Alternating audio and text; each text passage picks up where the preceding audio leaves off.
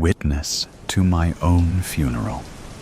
The darkness came first, then awareness.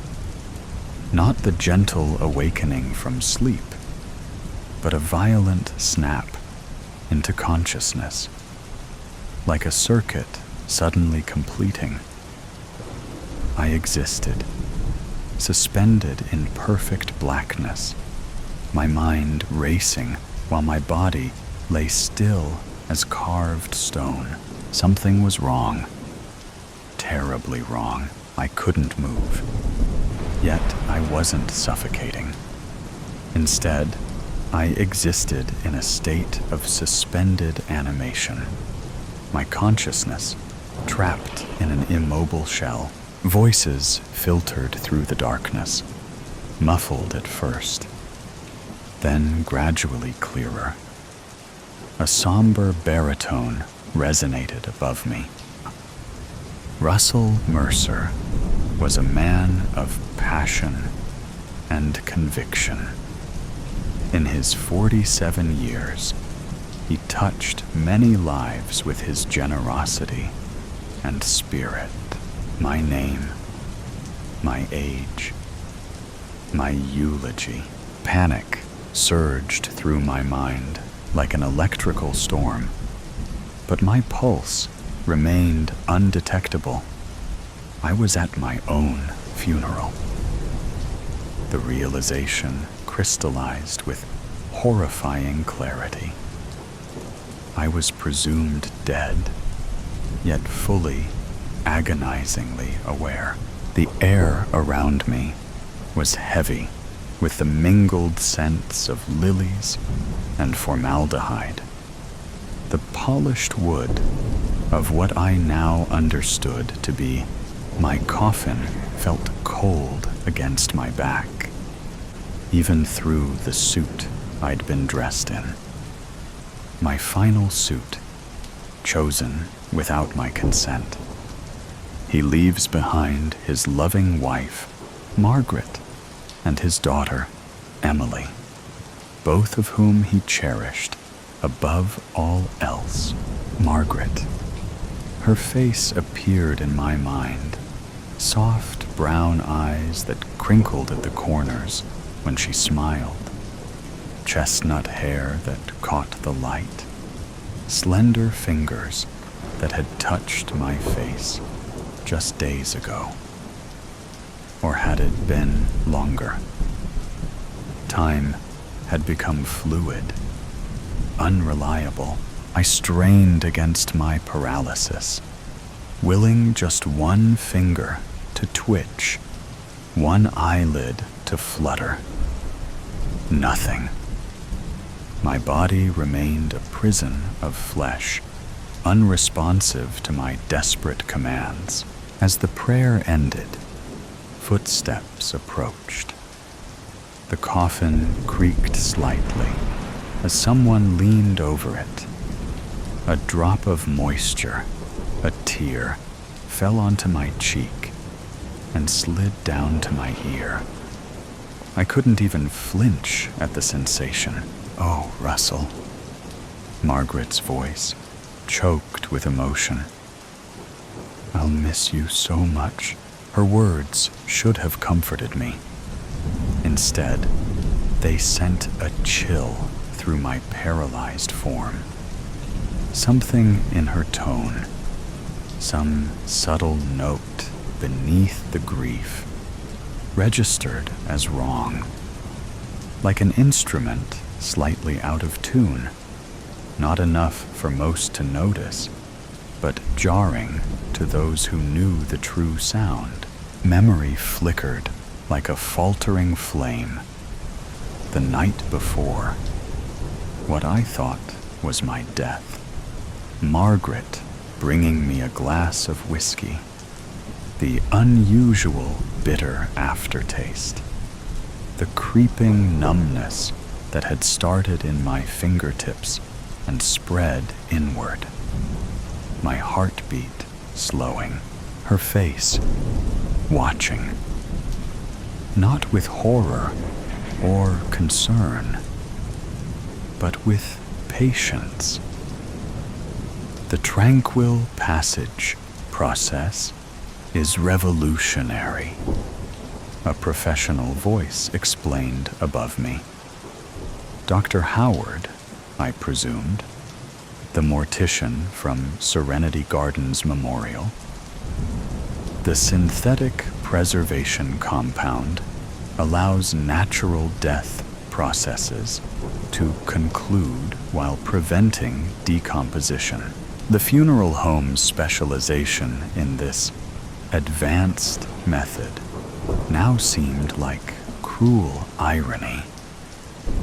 I was trapped in the midpoint between mortality and preservation, held in stasis by chemicals that maintained my appearance while my consciousness remained horrifyingly intact. And you're certain he's gone? Emily's voice, my daughter, 24 years old, analytical like me, suspicious of convenient truths. Even in my state, pride flickered within me at her questioning tone. Standard protocol requires a 24-hour waiting period before final sealing, Dr. Howard continued. It's mostly tradition, of course. We'll complete the preservation process tomorrow morning, 24 hours. A window of opportunity. That's thoughtful, Margaret remarked, her voice tight. Though I can't imagine why we'd need to wait. The scent of her perfume, vanilla and amber, drifted over me as she leaned closer to the coffin. I felt her fingers brush against mine, a feather-light touch that arranged my hands more perfectly over my chest. The law requires it, Dr. Howard replied, his tone professionally neutral. State regulations for the tranquil passage method are quite specific. I heard Margaret's slight intake of breath, so subtle that only someone who had shared a bed with her for 15 years would recognize it as frustration. The paralysis from the tetrodotoxin. I was certain now that's what she had used. Left me unable even to regulate my awareness. I couldn't sleep, couldn't drift into unconsciousness to escape this nightmare. I could only think, remember, and realize with growing horror what had happened. A door opened.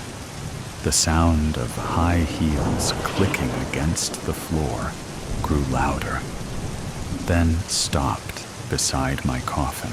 Russell. Margaret's voice, no longer performatively grief-stricken. I need to make sure you understand why this is happening. Her fingertips traced the edge of the coffin, inches from my face. You never truly saw me, did you? Always focused on your own needs, your own desires. 15 years in your shadow, adjusting myself to fit your expectations. Her voice remained quiet, controlled. Did you know I started painting again last year? No, you didn't notice the studio I set up in the garage. Just like you didn't notice when I stopped loving you 3 years ago. Her words sliced through me more effectively than any scalpel. I hadn't noticed. I could have just left, she continued, her voice thoughtful. Divorce is so common, isn't it? But then I'd get half of everything at best. This way.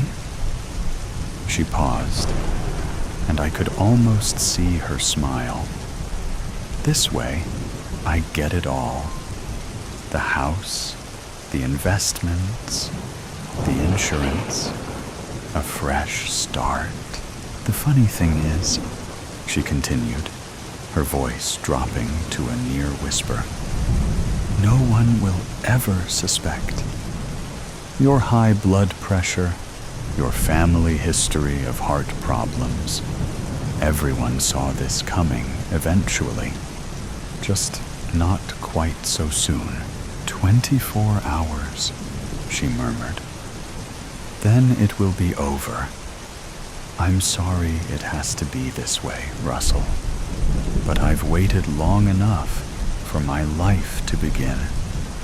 Time distorted in the coffin. Only the subtle changes in ambient sound gave me any sense of time's passage. The paralysis was absolute, yet paradoxically, I felt everything. The slight pressure of the coffin's padded interior, the unnatural stiffness of my starched collar. Most of all, I felt the crushing weight of Margaret's betrayal pressing against my chest more heavily than any physical constraint. The sound of the funeral home's front door opening interrupted my thoughts. Multiple footsteps approached my room. I just want to see him one more time. Emily's voice, tight with emotion. Before tomorrow. Of course, Miss Mercer. Take all the time you need. Dr. Howard's professional compassion. Dad. Emily's voice was closer now, directly above me. If only I could move. If only I could signal to her. My daughter, the one person who might question, who might look closely enough to see the truth. He doesn't look right, she said suddenly. I'm sorry? Dr. Howard's voice, confused. Something's off. His color. It's not like when someone's passed. Emily's voice grew firmer. And look at his eyes. The eyelids naturally settle in a slightly open position sometimes, Dr. Howard explained. We generally close them fully before the final preservation. No, it's not that. I swear they moved. My consciousness surged at her words. Yes, Emily. Look closer, Miss Mercer. Dr. Howard's voice was gentle but firm. I understand this is incredibly difficult. Many people experience these moments, seeing what they wish to see. I'm not imagining it, Emily insisted. Something's wrong. Dad had this thing about being buried alive. It was like a phobia for him. He made me promise I'd always check, always be sure. She was right. After reading Poe as a teenager, I'd developed an irrational fear of premature burial. The bitter irony of my current situation wasn't lost on me. I want another doctor to look at him. Emily's voice cracked slightly. Please, just to be sure. That would be unusual, Dr. Howard said carefully, but not impossible. However, we would need next of kin approval. That would be your mother. Then call her, Emily said. Call her right now. The sound of a phone being dialed. Rings echoed through the quiet room. Margaret Mercer. My wife's voice, slightly surprised. After brief explanations, Margaret's voice acquired a careful neutrality. Emily, she finally said, softly chiding. You're traumatized. We all are. But this isn't healthy. Mom, please. Dr. Howard, Margaret interrupted. Is there any medical reason to believe my husband isn't deceased? No, Mrs. Mercer. All standard protocols were followed. Then I think we need to accept reality and allow the grieving process to proceed naturally. The call ended. I felt a surge of desperate hope as Dr. Howard moved closer to the coffin. I'll perform a standard examination, he explained to Emily. I felt his cool, gloved fingers press against my neck, searching for a pulse that the tetrodotoxin had rendered imperceptible. He lifted one of my eyelids fully. The first change in my visual field since awakening in this nightmare. This was my chance. If any part of me could move, any minute twitch or dilation, now was the moment. Pupillary response is absent, Dr. Howard noted clinically. No sign of cardiovascular activity. No! I screamed within the prison of my mind. I'm here! I'm alive! Wait! Emily's voice was sharp. Do that again. Check his eyes again. Dr. Howard obliged, lifting my eyelid once more. I swear I saw something, Emily insisted. A tiny movement. There are certain substances that can create a death-like state, he said carefully. Extremely rare cases, but in my 40 years of practice, I've read about them. What are you saying? Emily's voice was barely above a whisper. Given your concerns and certain subtle anomalies I'm observing, I believe we should delay the final preservation process until we can conduct more thorough tests, just to be absolutely certain. In the stillness of my paralysis, a spark of hope flared to life. I was alone with Dr. Howard. After Emily left to make arrangements for additional tests, he had remained in the viewing room. Mr. Mercer, he finally said, his voice low and measured. If you can hear me, I want you to know that I suspect what might have happened to you. In my younger years, I worked briefly in Haiti, he continued. I witnessed cases there, substances that could induce states virtually indistinguishable from death. Tetrodotoxin is one such agent. Yes, my mind screamed. That's it. The door opened. The familiar sound of Margaret's heels approached. Dr. Howard, she said, her voice carefully modulated. I'd like a word. Their footsteps receded, leaving me alone once more. Minutes stretched endlessly until the door opened again. I appreciate your understanding, Dr. Howard. Margaret's voice had regained its composure. Something in his tone had changed. The certainty, the suspicion from earlier, had been replaced by a strange formality. Dr. Howard's footsteps retreated, and the door closed, leaving me alone with my would-be murderer. Well, Margaret said, her voice dropping to a whisper. That was inconvenient. Your dutiful daughter nearly complicated things, she continued. But fortunately, Dr. Howard is a practical man. When faced with the choice, between pursuing an unlikely theory or accepting a generous donation to the funeral home's renovation fund, he made the sensible decision. Cold horror washed over me. She had bought his silence, his complicity. The tests won't happen, she explained calmly. Instead, they'll complete the preservation process tonight. A small adjustment to the schedule, that's all. Her perfume, once comforting, now sickening, enveloped me as she leaned closer. This isn't just about money. This is about freedom.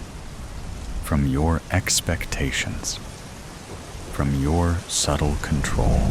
The truth is, I've besaid for years in our marriage, she said. Now it's just making official what's been true all along. One of us needed to go. And you always said you'd die for me. Now you get to keep that promise. Time passed.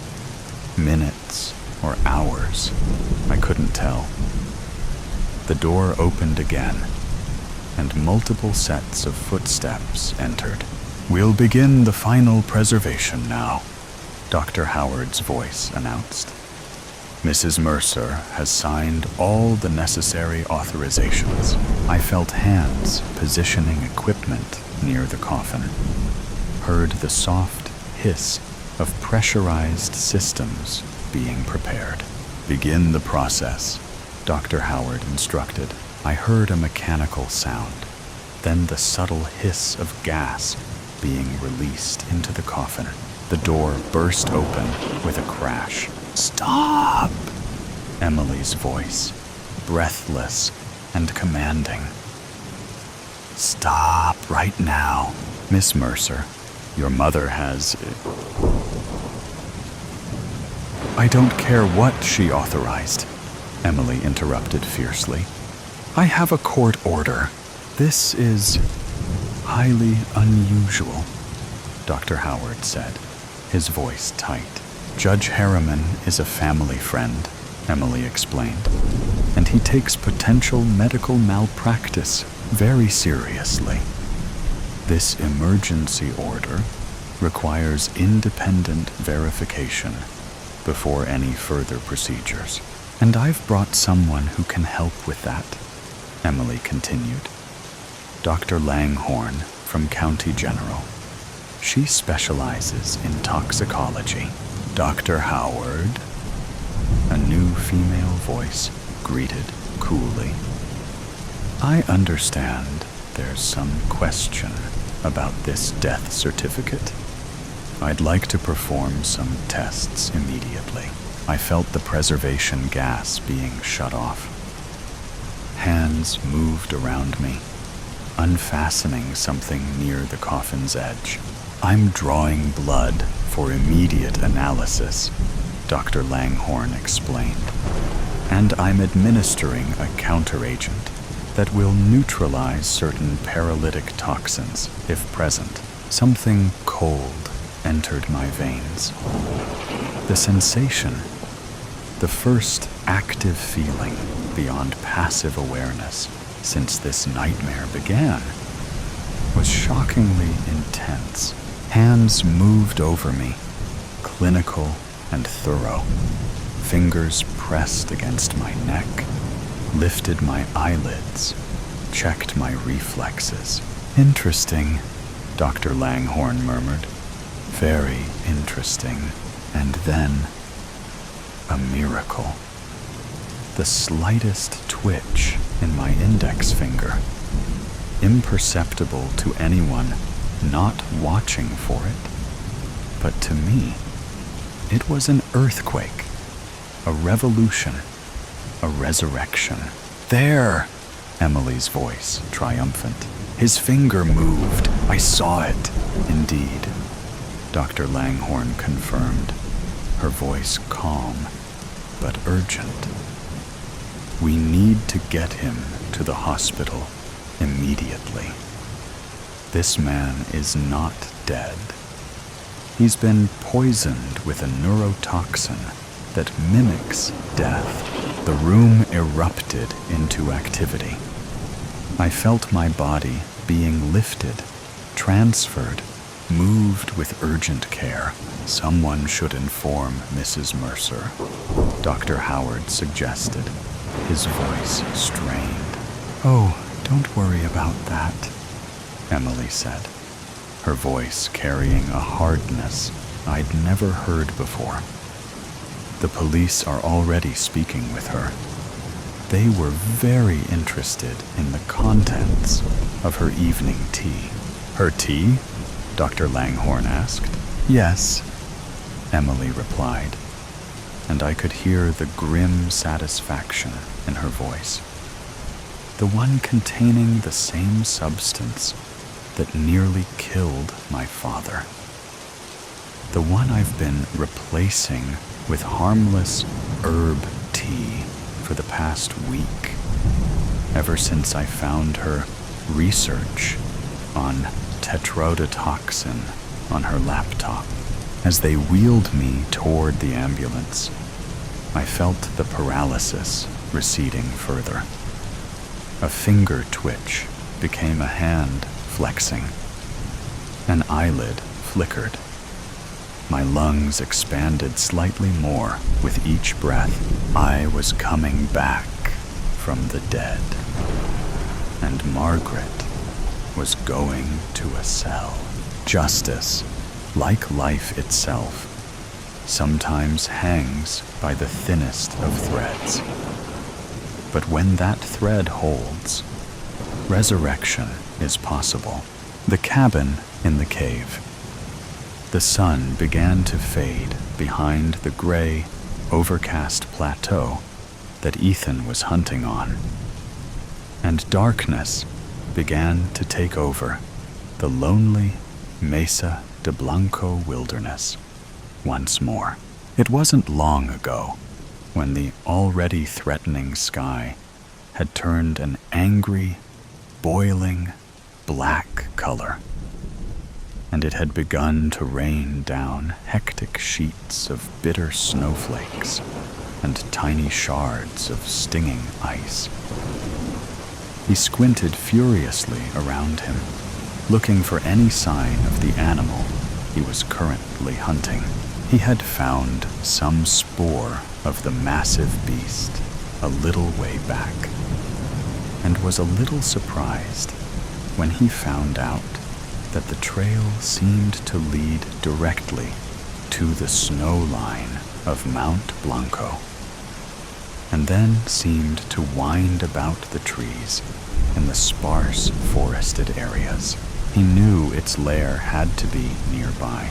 Most people would have called the wilderness around the White Mesa beautiful, or serene, or perhaps breathtaking. But right now, in this bitter cold, he thought that maybe stark, bone-chilling, or bleak would better describe it.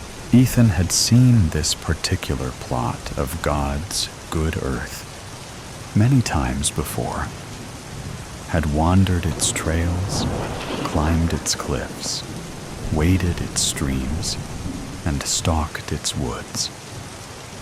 It was referred to affectionately by most of the people in Ethan's profession as Greenhorn's Grave. It had been many years since he had been in this part of the Southwest, and for good reason. The game was sparse, and the land was inhospitable.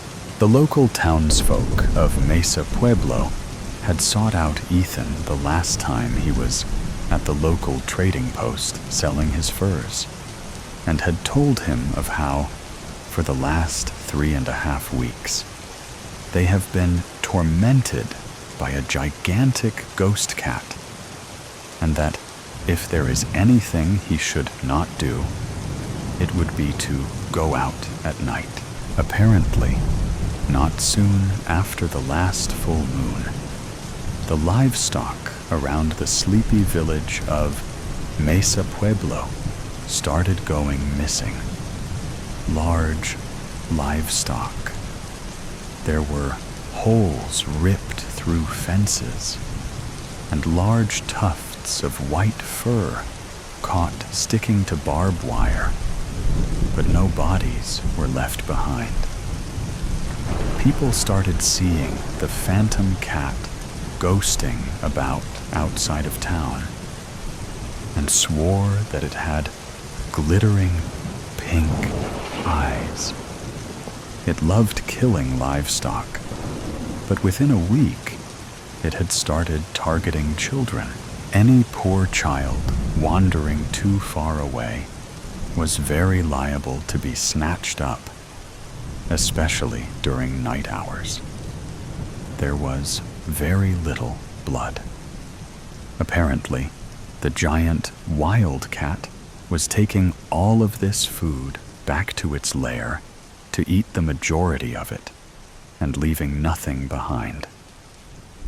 It was the largest animal any of the people had ever seen, even larger than a grizzly in size, but only short glimpses had ever been seen of it so far. There was no noise made when it attacked, not even from its victims. The majority of the people of Mesa Pueblo were elderly and children, with scarcely a man between 15 to 50. They said they would like to buy Ethan's services and have him hunt down the giant ghost cat. The prospect of hunting this dangerous and legendary game, albeit in the unforgiving Mesa de Blanco region, intrigued Ethan. And to think of what price the pelt would sell for when the deed was done. It seemed like a profitable situation, but only a fool jumps headlong into the dark. So he quickly went about gathering more information about this incredible beast. Most people were too scared to say anything useful. But a boy on a ranch on the eastern outskirts of town said he saw it and could even draw how big it was. Ethan watched in stunned silence as the boy pulled out a piece of charcoal and started making long, hard lines along the wall of one of the outer barns. When the boy was done drawing, he wiped his brow and stepped back to admire his work. On the peeling barn wall was the outline of an enormous cougar, and the height of its shoulder went above Ethan's head. The kid wasn't a bad artist, Ethan had to admit, but the thing was way too big. Really, kid? You must be joking. That's bigger than a bear. The kid emphatically shook his head in the negative, then threw his hand toward the wall to emphasize his work. Grande fantasma gatto, espiritu gatto, the boy exclaimed. But when Ethan shook his head, the boy sighed dramatically in exasperation, and then grabbed the cuff of his jacket and led him to the other side of the barn. There is where he saw the paw print the enormous cougar had left behind in the mud. Ethan's foot easily fit in it. Ethan was no small man. When Ethan returned to trading post, a few eager locals looked up hopefully, wondering if he would take the job. "I'm going to need an advance," stated Ethan. He was going to use some of the advance to upgrade his old equipment. Ethan's current arms didn't have enough power to do the job, and they also had distinctive quirks that made firing them extremely dangerous in life or death situations. If he was going to do the job, he was going to do it right. A few minutes later, after meeting with the elder chief and obtaining the advance, Ethan was at the local gun shop.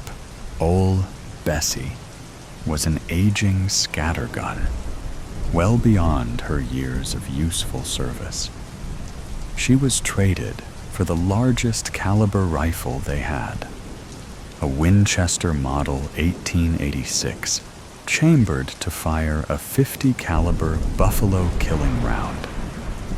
It held 9 rounds in a rotating clip, and he was sure it would be able to put out the firepower he would need to put it down. If not with 1 shot, maybe 2.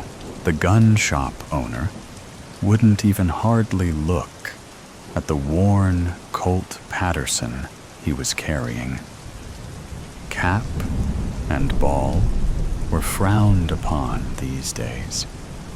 So he decided to keep the old .36 caliber as another backup. When Ethan started haggling over the price of the Colt 45 Single Action Army 45 SAA, the shopkeeper just put her hands meaningfully around his hands, which were still holding the gun, and said, "Tu mantienes." Ethan grunted in response. "Fine, but I'm just borrowing it. Do you have bullets?" "Oh, and gunpowder." An hour or so later, and Ethan had found lodgings at a homestead around the west side of town, in the area where most of the sightings happened, and at a place which had been devastated by the ghost cat. Grandma Theodora Eckets ran a pretty decent operation, breeding horses. Her business had recently come crashing down when Phantasmagato had started hauling off her male studding stallions in the middle of the night. Now she only had a couple of foals and a mare or 2 to her name. Her work hands and her daughter wouldn't leave her, however. They said they never would, no matter how bad it got. The ranch was their life. Grandma Eckets wasn't complaining. In fact, she was in a cheery mood since she found out Ethan was going to be staying with them, because she had another person to cook for. She at once proclaimed Ethan too skinny, and went about filling his plate with all sorts of tender meats, all seasoned perfectly and cooked to perfection. Ethan had excused himself after dinner and went out back to sight in his weapons. He placed several cans and bottles on various posts around the main barn area, and then cut a circle in the side of the barn itself to serve as some basic targets. The trapper smiled to himself as he began to twirl the .45 Colt SAA around his right index finger. Then he twirled it a little faster. Then he switched hands and continued to twirl with his left, all in one fluid motion. Then suddenly, the gun ceased moving and the barrel aimed directly at the nearest bottle. Ethan fired from the hip, and the bullet cored into the fence post below the target bottle. He fired again, and it went wide. On the third shot, the bottle exploded. Ethan finished with a last twirl and replaced the SAA in its shiny new hip holster, all in one smooth movement.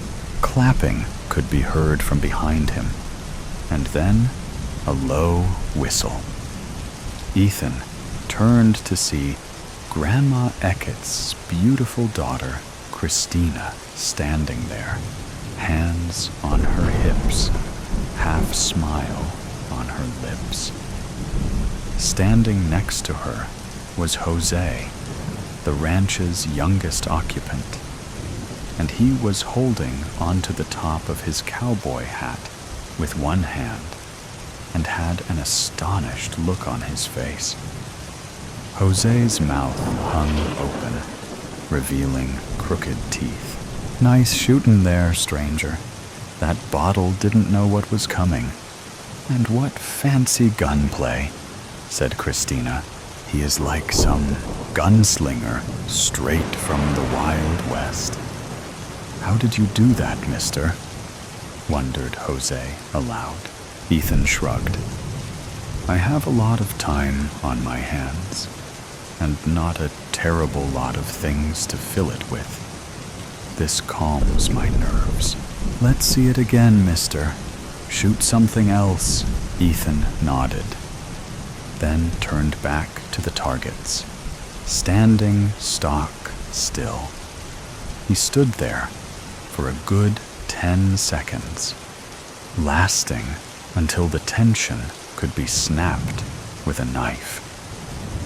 Ethan pulled out the age 36 Colt revolver, quicker than it takes a bolt of lightning to hit the ground, right-handed, and fired 3 times in a row.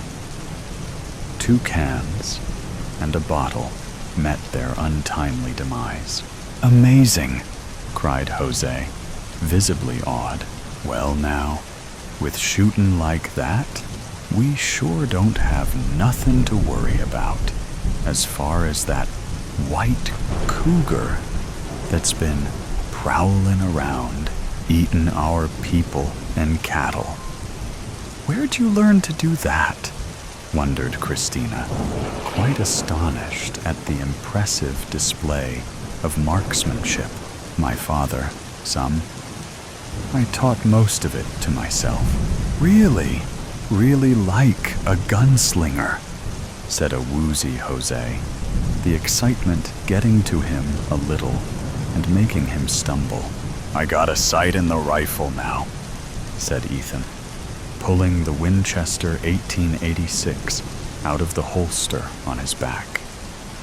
He worried over it a bit before kneeling down and aiming at the round circle he cut into the barn. It wasn't long at all before he fired. 3 times. The sound was deafening. "Holy cow, mister! I never heard nothing so loud in my life." Ethan offered the gun to Jose. "Want to try? I'm warning you, though. It kicks like an ornery mule." Jose shook his head emphatically. "No." To witness such perfection was enough. Ethan walked over to the barn and examined his shots. They were closely grouped, lower down, and slightly to the left of center in the circle. It was almost full dark before Ethan was satisfied enough with his arms to go inside and turn in. Now he was out here on the snowy and desolate Mesa de Blanco Plateau, with only his guns for company. And he was stalking an enormous albino cougar through the unforgiving wilderness. And Ethan's prey was a proven man-eater. If it spotted Ethan first, he was sure that he wouldn't even hear the damn thing at all before it had its fang-ridden mouth around his neck. The struggle would be brief. Then it would most likely haul Ethan's bloody corpse back to its lair to munch on at its own leisure. Grim thought that. Still, he was sure he could put the monster down with a good shot or two from the .50 caliber Winchester rifle. It really all came down to who saw the other first. But Ethan was also beginning to worry about the weather. It was starting to snow even harder, and the wind was picking up. With full dark right around the corner, getting caught out in a storm like this could be quickly fatal. He trudged through the icy, blinding snow, eager to find some kind of shelter, or, at worst, a large snowbank he could dig his way into and spend the night. Ethan quickly came up against an impassable, nearly vertical cliff wall, and he skirted along it arbitrarily to the left, keeping the cliff within arm's length to his right.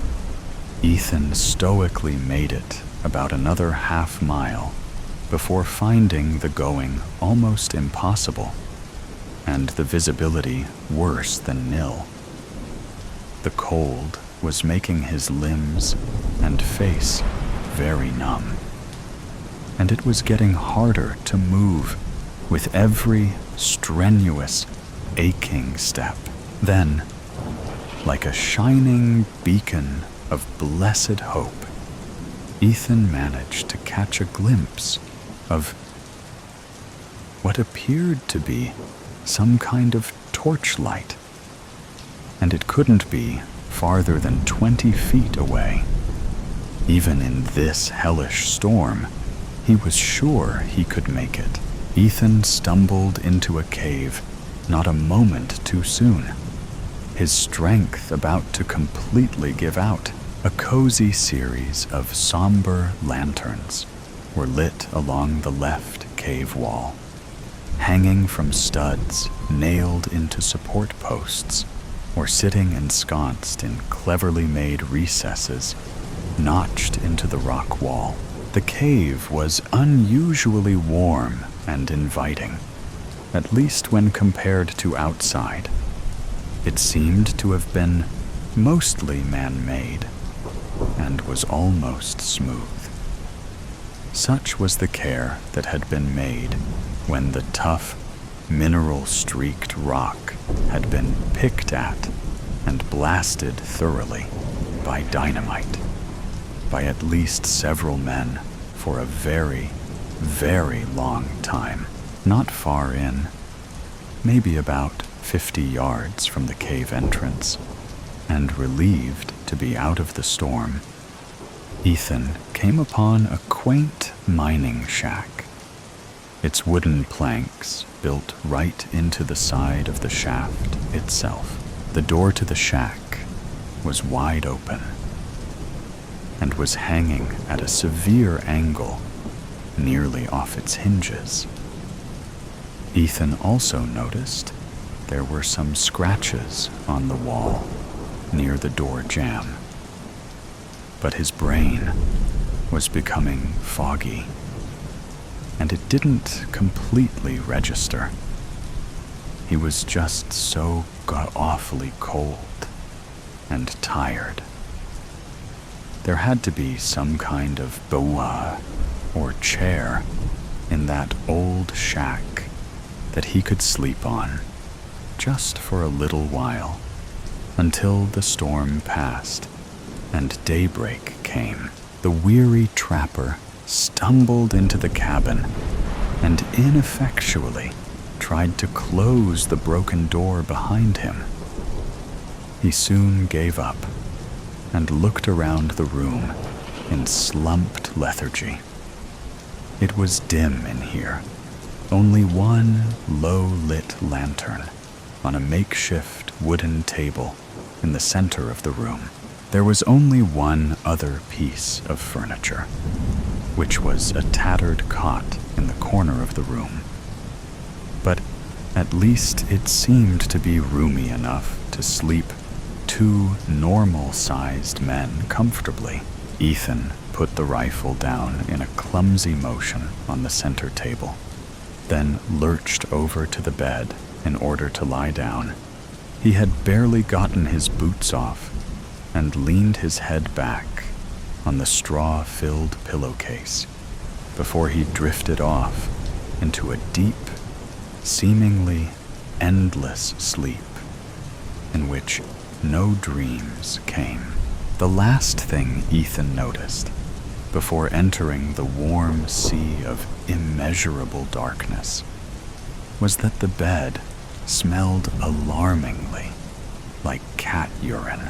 Ethan awoke to find a half-ton of murderous, purring feline on top of his chest, apparently not shy to use Ethan as a bed warmer, sleeping the night away peacefully on what felt like a very full stomach. I should have known better, Ethan thought bitterly, as he eyed the massive canines poking awkwardly out of a foul-smelling cat jaw, not inches from his face. He could see tiny bits of meat still stuck in its oversized fangs. It didn't look like it could close its monstrous overbite. And right now, the thing was sawing logs away in a loud and sonorous, purring rumble that vibrated Ethan's chest. Its eyes were closed. Maybe. His arms were pinned to his side, and he knew he wouldn't be able to reach the SAA with either hand because the holster was in the wrong place to grab it under the mass of white fur and teeth that nearly smothered him. The rifle was a no-go, not until he got this cat off him. The .36 Patterson, however, Ethan drew the .36 in one smooth, slow motion of his right hand, barely even rustling the beast cougar's shaggy fur coat before thrusting the barrel into the cat's side and firing off 3 shots as fast as he could. The effect was instantaneous, loud, and very bloody. The cougar leapt to its feet and staggered off the bed before jumping back in shock. It knocked over the table and sent the rifle and lantern crashing to the floor, shattering it and leaving a burning puddle of kerosene. The enormous ghost cat faced Ethan with its bulbous, pink, glittering eyes, staring hatefully at him through the haze of gun smoke from the .36. It kept its wounded side carefully toward the rocky cave wall. Ethan wiped warm cougar blood off his bearded face. This was going to get ugly.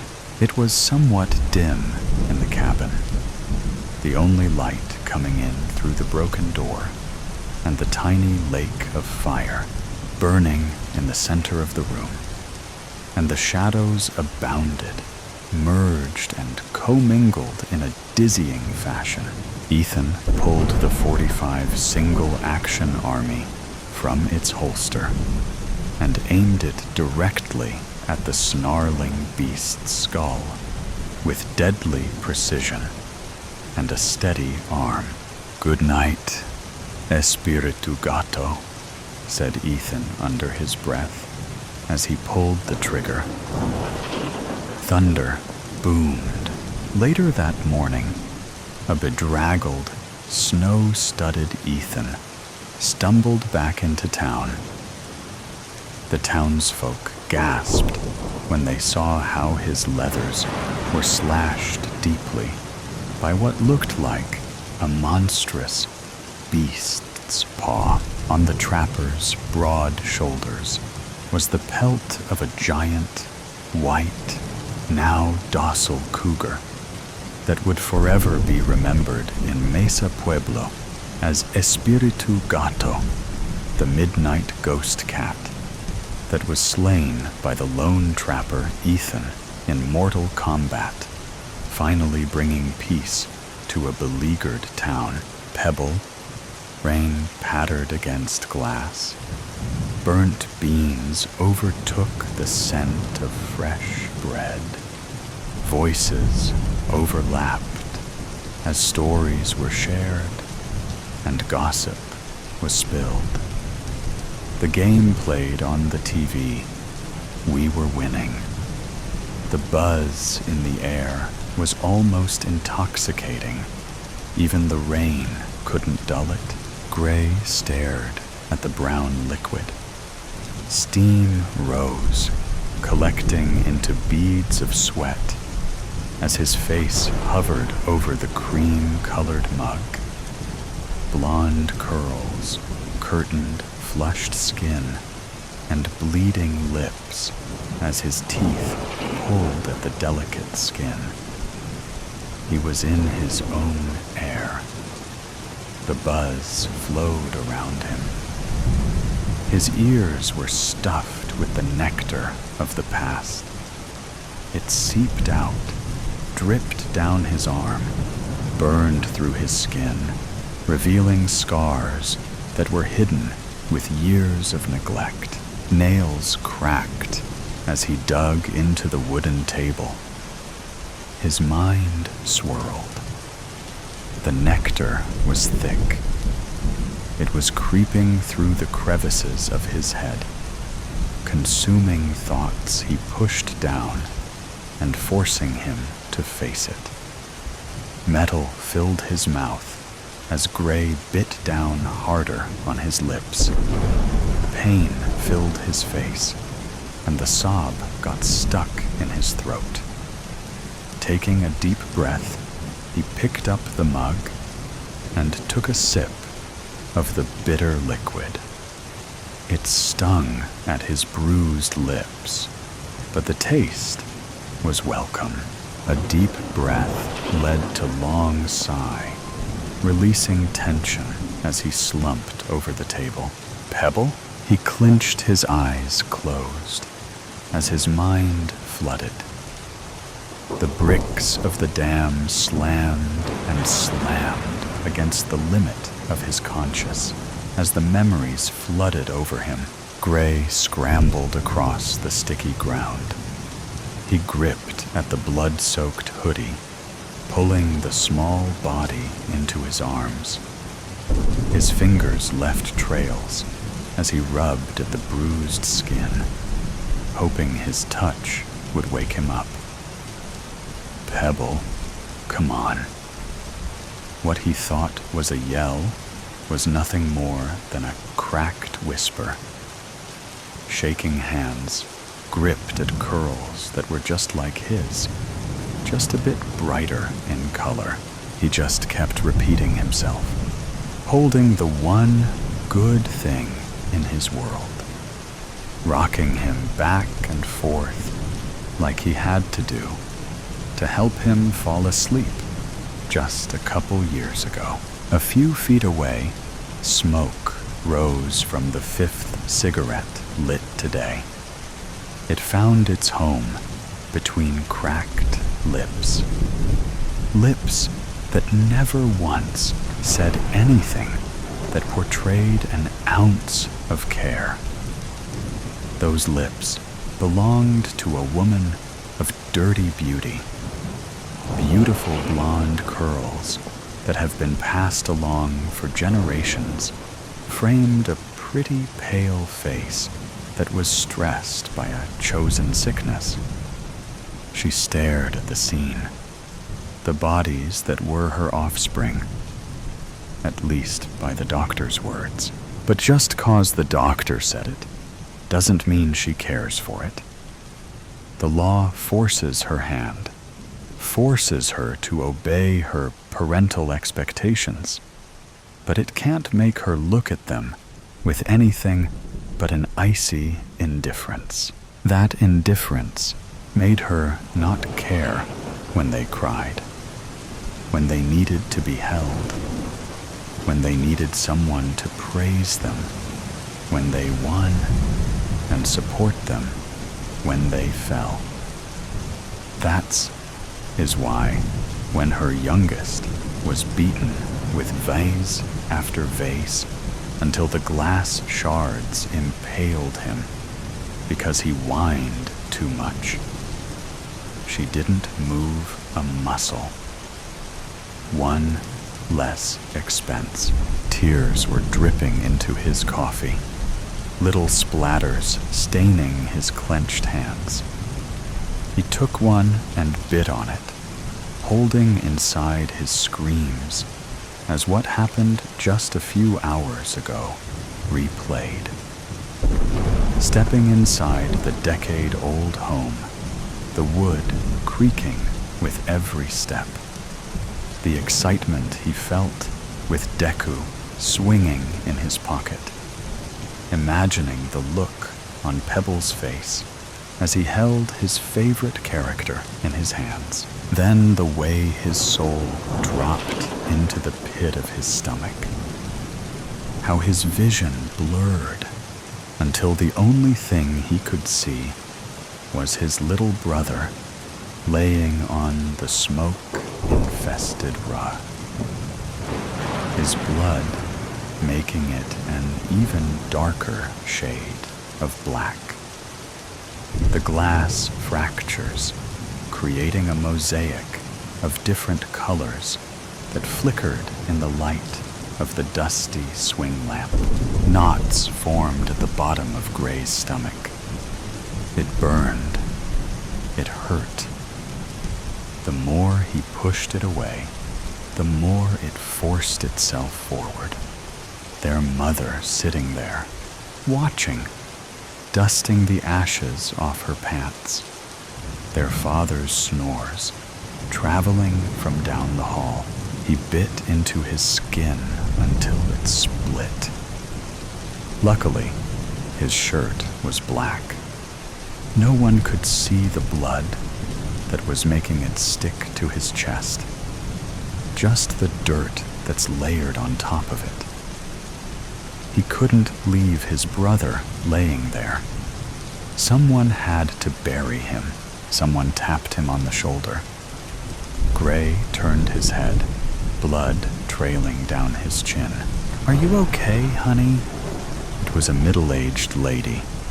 Her hair was thrown into a tight ponytail that made her sharp features pop out even more. He licked his sore lips. Looking down, he had bit into the white meat of his hand. Blood trickled down his skin and dripped onto the table. Puffy eyes, blood-tinted skin and lips, dirt-stained clothes. Gray knew he looked a mess.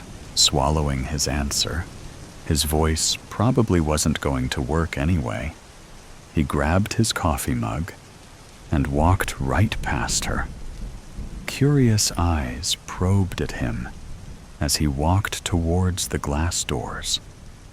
Someone behind him was asking him to wait.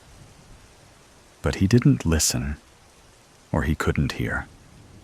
Either way, he walked straight into storm, the rain soaking his body in just a few minutes. Puddles splashed, cars honked, wet grass coated abused shoes. Gray let his feet lead the way. They brought him to the park. It was empty, of course. He climbed onto the playground, crawling his way into the little tunnel, the one place that was still dry. Somehow, he was still holding on to the mug. He took a sip. It tasted like brown water in the tube, surrounded by the rain cascading down. He let himself cascade. Sobs spilled out until his whole body shook. His hands not able to find the right place to stay. He kept trying to stick them in his pockets, but then he remembered Deku wasn't there. It was tight in Pebble's hand. He gripped his hair, his scalp protesting, his mother's nonchalant figure, his father's peaceful rest, Pebble's warm body lying there, still. It lit something in him. Everything he was holding inside, all that he kept hidden, to keep a smile on his little brother's face, all he dealt with to protect him, everything he never gained that he gave. His sobs trailed off into a coughing spill. His mind broke. The pain spilled over, the cuts, the bruises, the memories. The mug cracked in his tightening grip, his shaking hands from the cold, or his anger he didn't know. With a crack, the mug spilled into his lap, and a deafening scream spilled from his lips. The force bruising his already sore throat. It filled the tube. The storm swallowed it, taking his pain into its grasp as his vision blurred with red, distorted. I left home 5 years ago. As soon as I crossed that stage, high school diploma in hand, bypassing my peers, swept up by a wave of crying mums and proud grandparents. I was done. The boot of my car held as much of my 18 years of life as I could stuff into 3 boxes and 1 suitcase. I'd armed myself with a bank account full of every tip and paycheck I'd received from my waitressing job, and an early acceptance offer from a university 2 states away, as far as I could get from a place I'd once called home. The night before, as my parents sat in some fancy restaurant for a reservation with friends they'd forgotten to tell me about, undoubtedly arguing with each other behind plastic smiles, I packed away my clothes and books and bed sheets in neat little rows until my room was almost barren.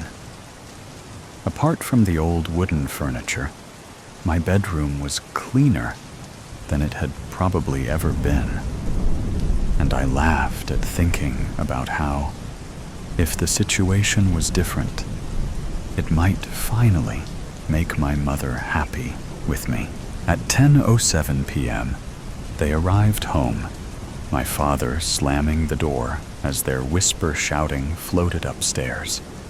I knew they weren't being considerate of the fact that I might be sleeping, but rather they worried about the possibility that a commotion might alert the neighbors, that they would see through the cracks in the foundations of their picture-perfect dream house. They didn't come in to say goodnight. Hadn't since I was 8, and old enough to read myself to sleep. As I pulled out of the parking lot and left my formative school years in the back windshield, I thought about what my parents would tell their friends, the neighbors, the busybodies in the grocery store checkout line.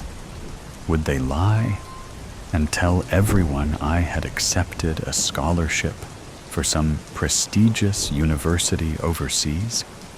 Or maybe I'd traveled to Africa to work in humanitarian aid, something they could brag about and say, "She's made us so proud." Possibly, they'd invent a job with NASA or an internship at Google.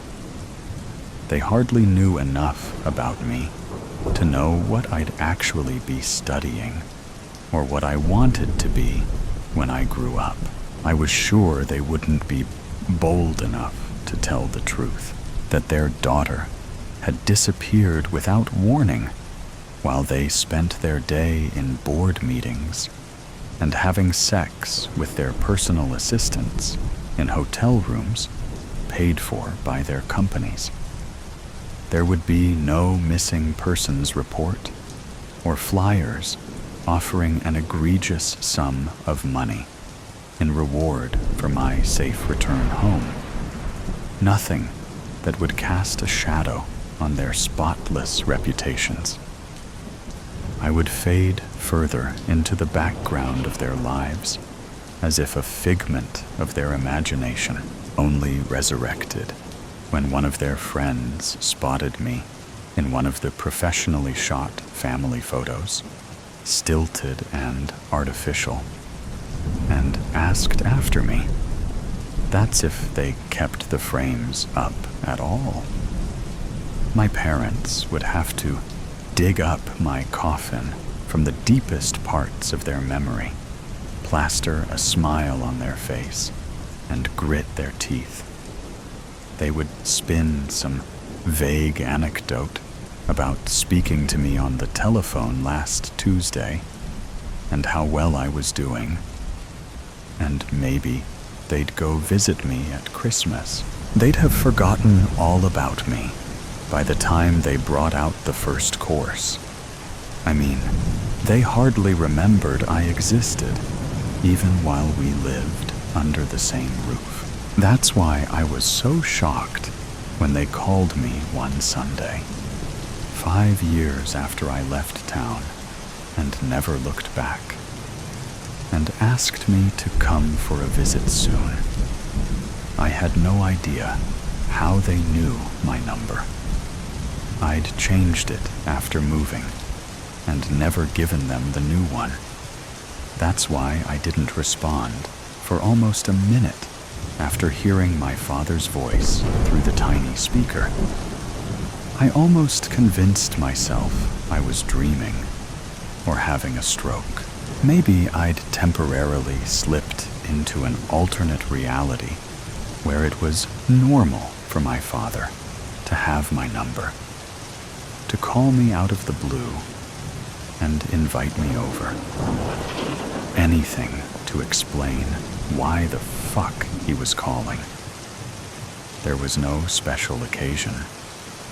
Nobody was sick and dying, and there was no upcoming birthday to celebrate. They just wanted to see how I was doing and make amends. They missed me, they said, through the crackling of the landline. I wondered if they had finally snapped and gone crazy, if they'd learned a sense of humor and this was some kind of prank. Or perhaps they had early onset dementia and had forgotten that I had never been much more than a roommate they had complained about having to spend their hard-earned money on. I told them I would think about it and immediately hung up. I spent the next 2 days trying to forget about it altogether until I came home from work to a letter in my mailbox, a one-way ticket dated 2 weeks from then, set to arrive at the airport an hour out from the town I grew up in. On the front of the envelope, my address, written in my mother's sloping, elegant handwriting. Nausea settled in the pit of my belly. How did they know my address? I'd not kept in contact with a single person from my childhood. The hairs on the back of my neck tingled as the growing sense of being watched settled into my skin. Then a thought popped into my head. Had they known the whole time? Had they known where I was all these years and never bothered to reach out? Suddenly, I was 12 again, and realizing my parents were never going to care about me the way the kids at school were cared for. This confirmed what I had always known. I was alone in this world. It took some deliberating, but I decided I would go. I would see what it was they wanted from me, and if they really had changed. I told myself I wouldn't give in to whatever manipulation tactics they might pull. I would be strong and remain distant. And when it was done, I would demand that they never contact me again. Even still, my bones were heavy with paranoia the following weeks. I elected to hire a rental car to drive from the airport to their house. There was no way I'd give my parents the satisfaction of driving me, of having any modicum of control over me once more. And this way, if I needed to leave, I wouldn't be forced to wait 20 minutes for a taxi. I parked on the street. The house had been repainted a soft eggshell color instead of the previous gray and rows of gardenias lined the fence where there had once been neat box hedges. I breathed deeply through my nose before raising my hand to knock. My mother pulled the door open as my fist made contact with the wood, causing me to stumble back. She must have been watching me from the window. Waiting, she was smiling. That was strange in its own right, but it was weirder because I knew it wasn't my mother's smile. Her smile never reached her eyes.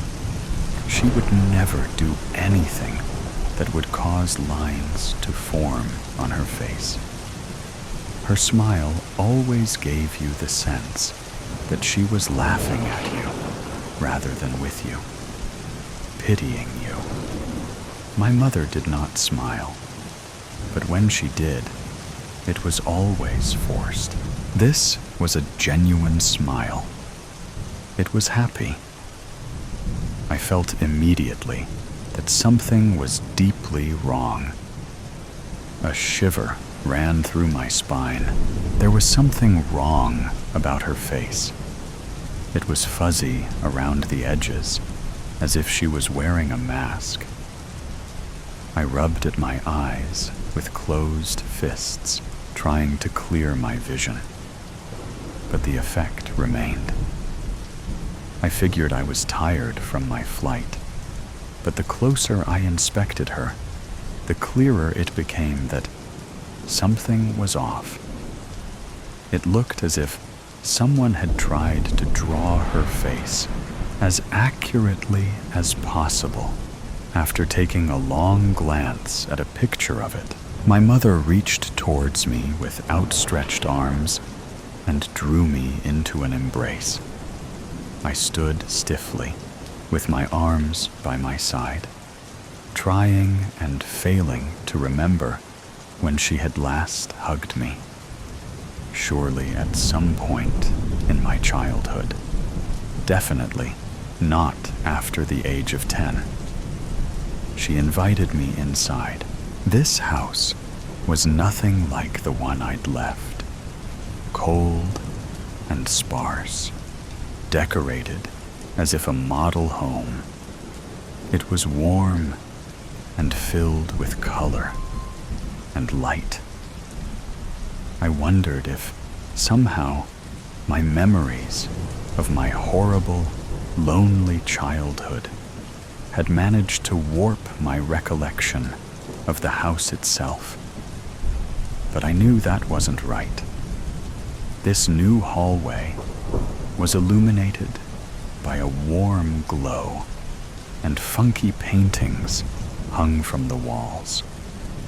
The dining table was set with a red gingham tablecloth that my mother would have called tacky, and a vase of sunflowers. In the kitchen, my father took a large tray out of the oven before pausing to take a long pull from the neck of a beer bottle. I had never seen my father drink beer before. He used to say it was the common man's drink, and that real men drank whiskey. He turned to say hello, and where his face had once been clean-shaven and professional, stubble grew freely. Like my mother, something was off. And it wasn't just the facial hair. His nose was smaller than I remembered. Eyes just a fraction too far apart. From afar, or at a passing glance, it was the man I'd grown up with. But as he stepped closer to greet me, his features shifted. It was like looking at an optical illusion. And when I changed my gaze, the true image would slip into place. They watched me. To anyone else, it might seem they were worried, for I hadn't said a word since my mother opened the door. But I could see it in their eyes, the suspicion. They were wondering if I'd noticed, waiting for me to say something. I stuttered out empty platitudes about being happy to see them, and they shuffled me over to sit at the table. Dinner was pistachio-encrusted chicken breast served with a peach and goat cheese salad. When my father announced the menu, I stopped short, fork raised halfway to my mouth. My mother was allergic to pistachios. This was a fact she despised, as she perceived any sort of weakness to be a flaw, and my mother was not flawed.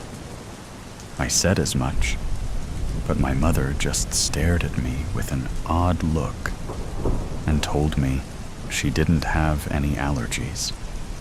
She never had. And then she went on eating, cutting her chicken into bite-sized cubes and placing them delicately on her tongue, never breaking out in hives or becoming short of breath as her throat closed up. I was beginning to feel as if I was going out of my mind.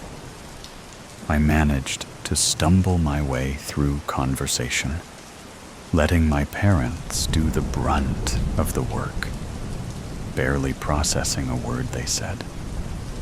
I excused myself to my room, citing exhaustion and an early night. My father followed with my bag, and as I reached the top of the stairs and turned right towards my old bedroom, he laughed at me. It wasn't the same boisterous laugh he'd had at dinner when discussing his golfing buddies. It was sharp and croaky, like it didn't belong to him. I hadn't seen my father laugh enough as a child to know which one was more his own. My bedroom was to the left, he said, with a curious look on his face. Don't you remember? And he pushed past me, guiding me down the corridor to a room I knew was not mine. I followed him slowly. Inside the doorway, he dropped my bag, calling good night over his shoulder as he moved back downstairs. I locked the door. The furniture was the same, but there were pictures on the wall I had no recollection of. Myself and my parents at the beach and in the snow and with my grandparents. These were not my pictures. My mother hated the sand, and the first time I'd been to the beach was with some uni friends a year after I left home. I had never met my grandparents, let alone taken photographs with them. They had both died before I was born. I sat down on the bed. It was made tidily, with the same striped sheets I had packed in a box all those years ago. I sat there for hours, listening as my parents cleaned and made their way to bed. When I was sure they were sleeping, I slipped out the door and into the rental car. As I drove to the airport, heart racing against my rib cage, I knew one thing for sure. I was certain that those people were not my parents.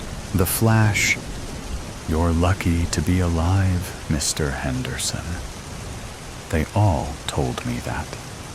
Every doctor, nurse, and specialist that came into my hospital room. God, I remember that much. And they weren't wrong. I had flew right out of the windshield of my buddy Dave's car. I hardly remember the night or the accident, but I know we had been drinking, and he was driving. We crashed into another driver at an intersection. No one else survived.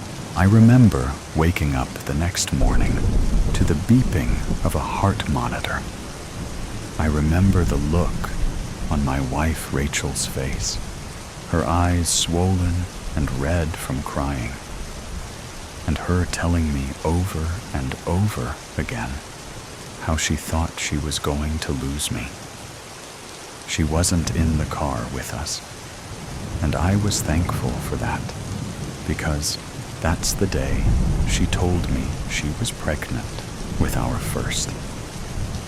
I truly was lucky to be alive, and I swore up and down to her that day that I was going to be the husband she deserved. We had hardly been married a year at that point, and I had already messed up so much. But that day, I changed. I made it my life goal for Rachel to always know how much I loved and appreciated her. I went out on less guys' nights and let her go out for more girls' nights. I helped clean the house and cooked dinner on days she worked late. When our second child was born, I took time off work to be with her and help her. When a promotion for her meant more hours, I quit my job to stay home with the kids while she built her career. And I loved every minute of it. Watching the kids grow up into people gave me so much joy. I knew how lucky I was. But when Rachel would come home after a long day to a hot meal waiting on the table for her, and hearing her say, "How did I get so lucky, Sean?" Nothing beats that. My family meant the world to me, and anything I could do to make their lives better made me happy. When the kids, Leah and Robbie, got a bit older, and both were in elementary school, I decided it was time for me to go back to work. I took a job in construction, building things with my hands. Work I could be proud of. It paid off, too, because over the years, I was able to renovate our own home. It was a slow process, doing it myself, one room at a time. At one point, I was sure Rachel was going to divorce me. When the back patio project took a bit longer, than I had anticipated and left us without a back door for a couple weeks. But she sure has enjoyed the backyard since then. Their smiles were all I needed to keep going with these projects. Leah got her own ensuite bathroom for Robbie, a gaming den in the basement, and Rachel had her dream kitchen. 10 years after we bought the house, it looked completely different. I was proud of the life, the family, and the home I had built. I truly was the luckiest man alive. Or so I thought, until the headaches started. The first one happened one evening when I was making dinner. It was just Robbie and I home. Rachel was working late, and Leah was at rehearsals for her high school's play. I was making my famous coq au vin, a dish that took a while to prepare, since I had the extra time. Robbie was sitting at the island doing his homework, so he had to witness the whole thing. I had turned on the oven light so I could take a peek inside, which I guess triggered it. I remember thinking the light was so bright, brighter than usual. And then, nothing. I blacked out. It was only for a couple minutes, but it was enough to spook poor Robbie. I could hear him shouting, "Dad! Dad!" I got up off the floor and reassured him that I was okay. Later, during dinner, when we were discussing what had happened, I could see that Rachel was concerned. She wanted me to go see the doctor, but I insisted I was fine. She made the kids, and I promise that if this ever happened again, we'd call an ambulance, or at least make a doctor's appointment. The second time it happened, it was maybe about 6 weeks later. I was at a job site, and a coworker turned on a floodlight. I could see it getting brighter, and this time I heard a blaring noise, but couldn't make out where it was coming from. Everything went black, and I could hear him shouting my name. He told me I was out for only around 5 or 10 minutes. Again, I insisted I was fine, but my boss gave the rest of the day off anyway and told me to take the following day, too, if I needed it. Not wanting to worry Rachel, I chose not to tell her about it. And like an idiot, I didn't make a doctor's appointment. I went to work the next day and felt great. It was a few months before it happened again. And this time, I couldn't hide it from Rachel, because she was there when it happened.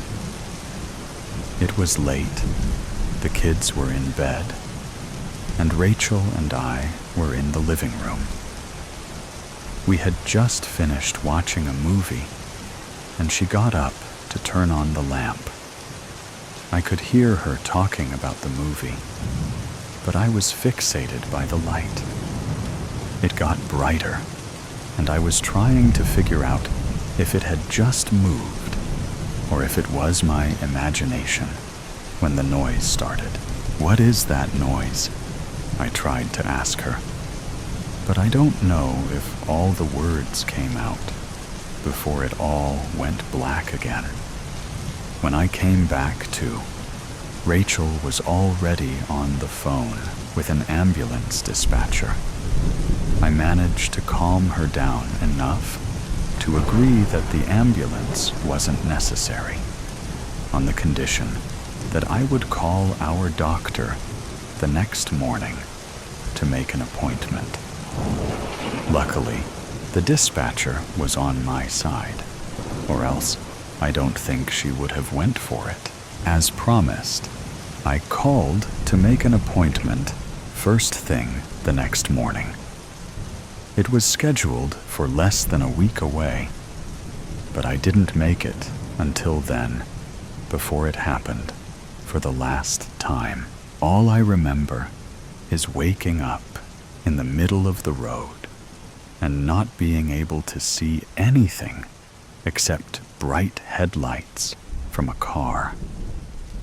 My ears were ringing, and the sound of the car horn was fading in and out. I think I heard an ambulance siren and someone calling my name before blacking out again, but it was hard to be sure. When I woke up again, I was in a hospital bed. There was a woman sitting in a chair who looked angry, or maybe annoyed, and it wasn't until she spoke that I even realized it was Rachel. She looked different. Her hair was darker and shorter. I thought I must have been in a coma for a while, and she let her roots grow in. "Welcome back," she told me, but her welcome didn't sound warm. I asked her if I had been in a coma, and she laughed a little before quickly suppressing it. "No, Sean, you were not in a coma." "Ah, Mr. Henderson, there you are." A nurse bustled into the room. "I hope you'll stay with us this time." "What?" I looked at Rachel, who just stared at me, emotionless.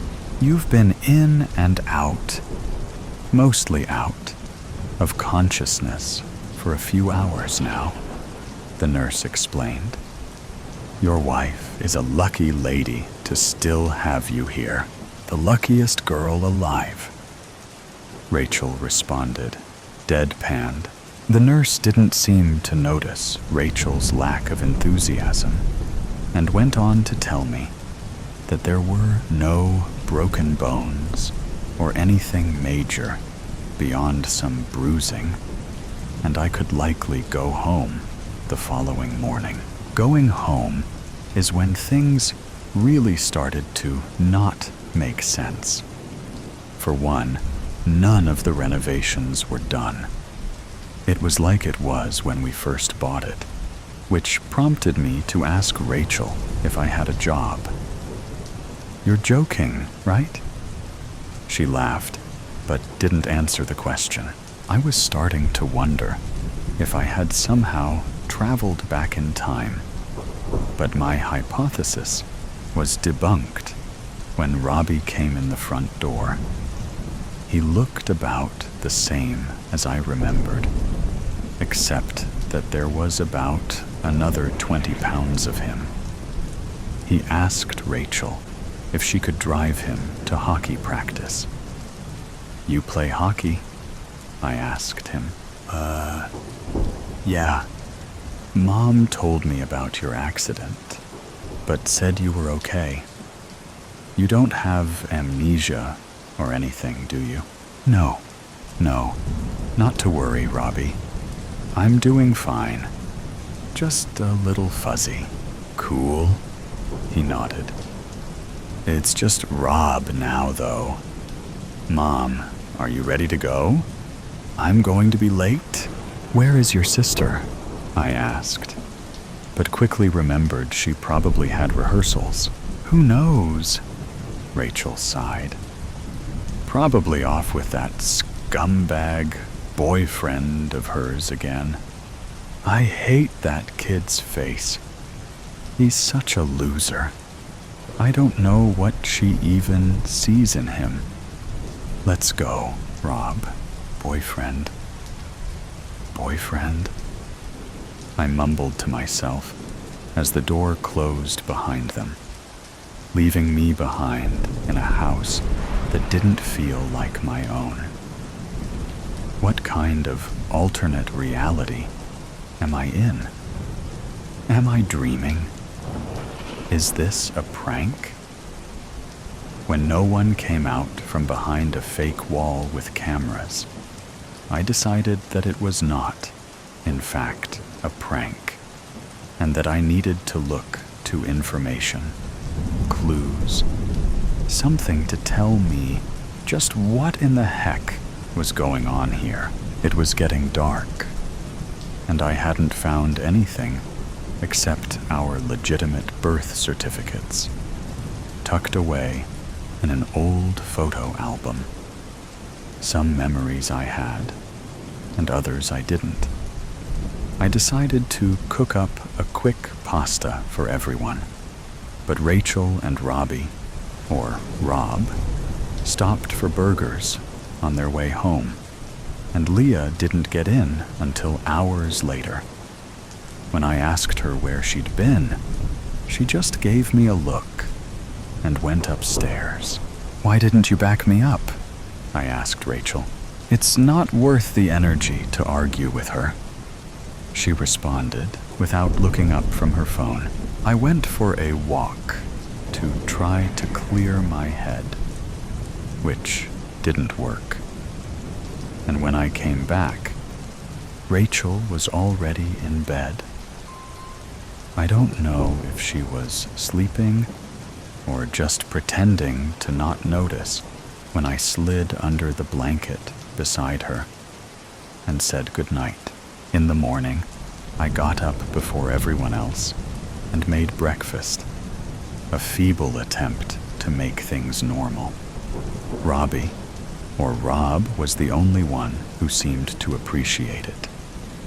"Oh, sweet," he said, loading a plate with enough bacon, eggs, and pancakes to feed an orphanage. Leah nibbled on a piece of toast, and Rachel just sipped her coffee, looking unimpressed. "Okay, off to school. I can't drive you today. I have a meeting." Again, Mom," Leah whined.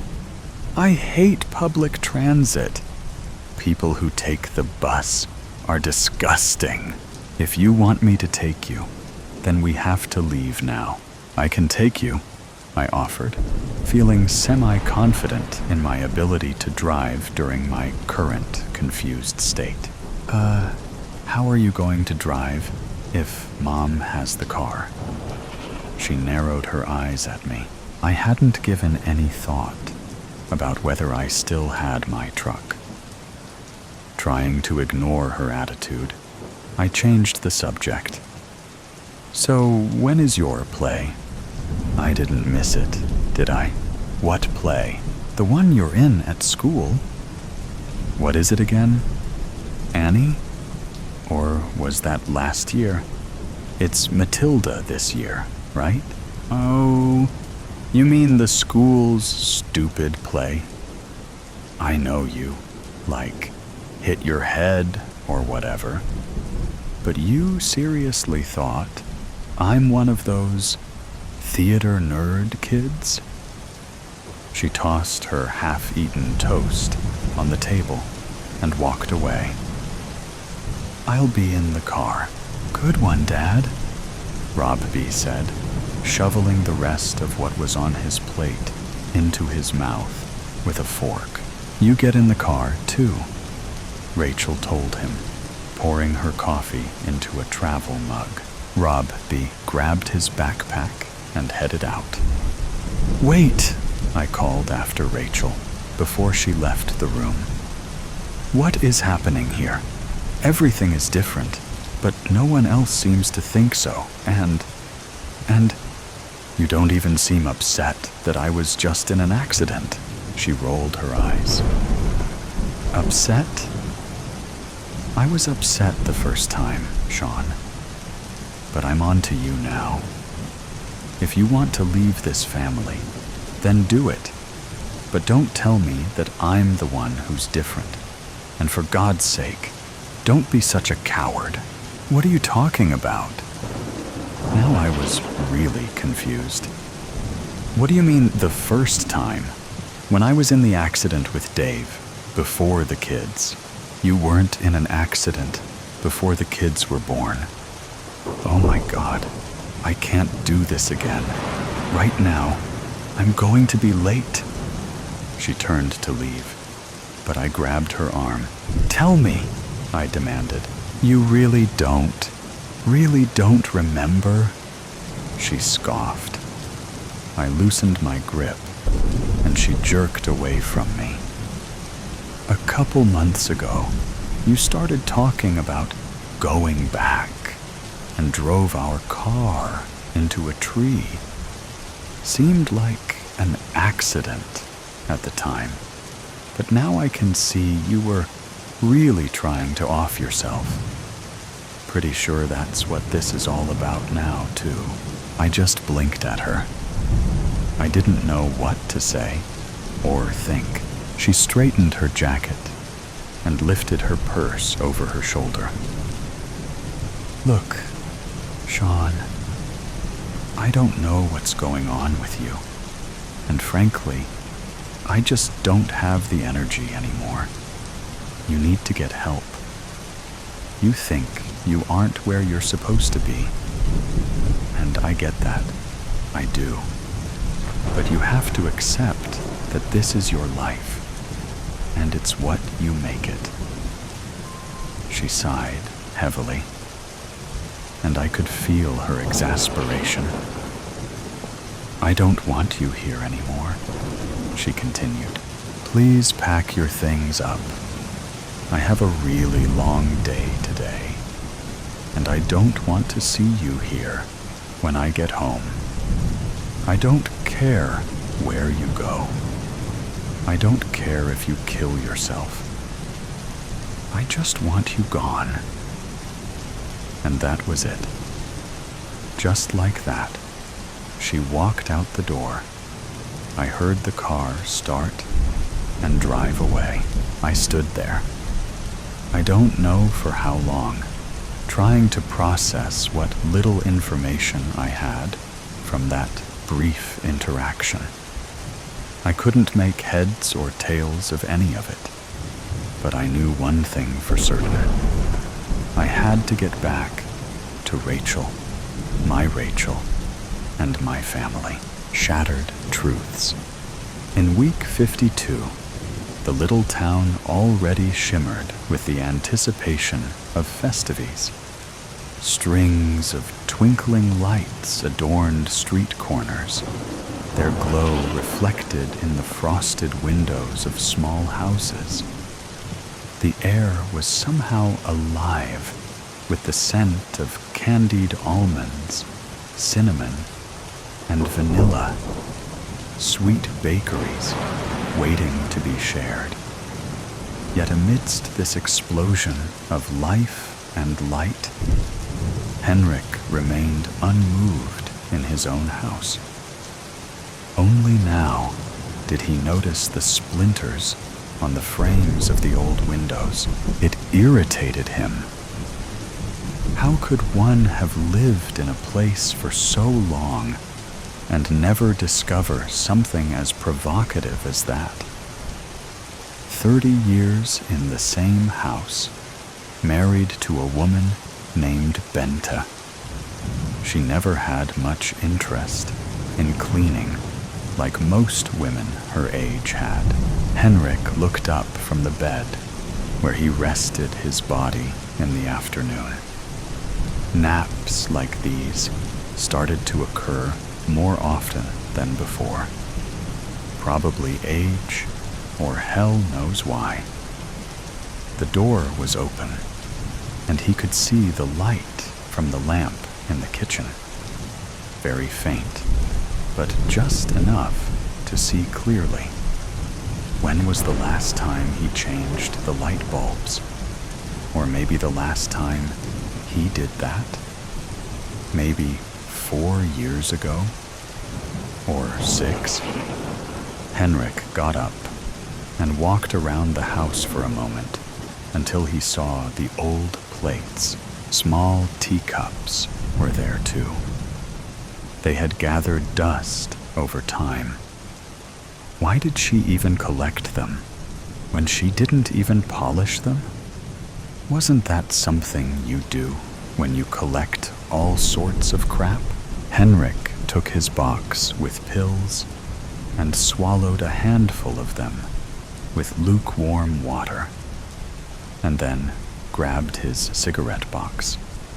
As the flame flickered to life and touched the tip of his cigarette, the first inhale hit him with a rush of warmth, pulling him out of the heavy fog of his sadness.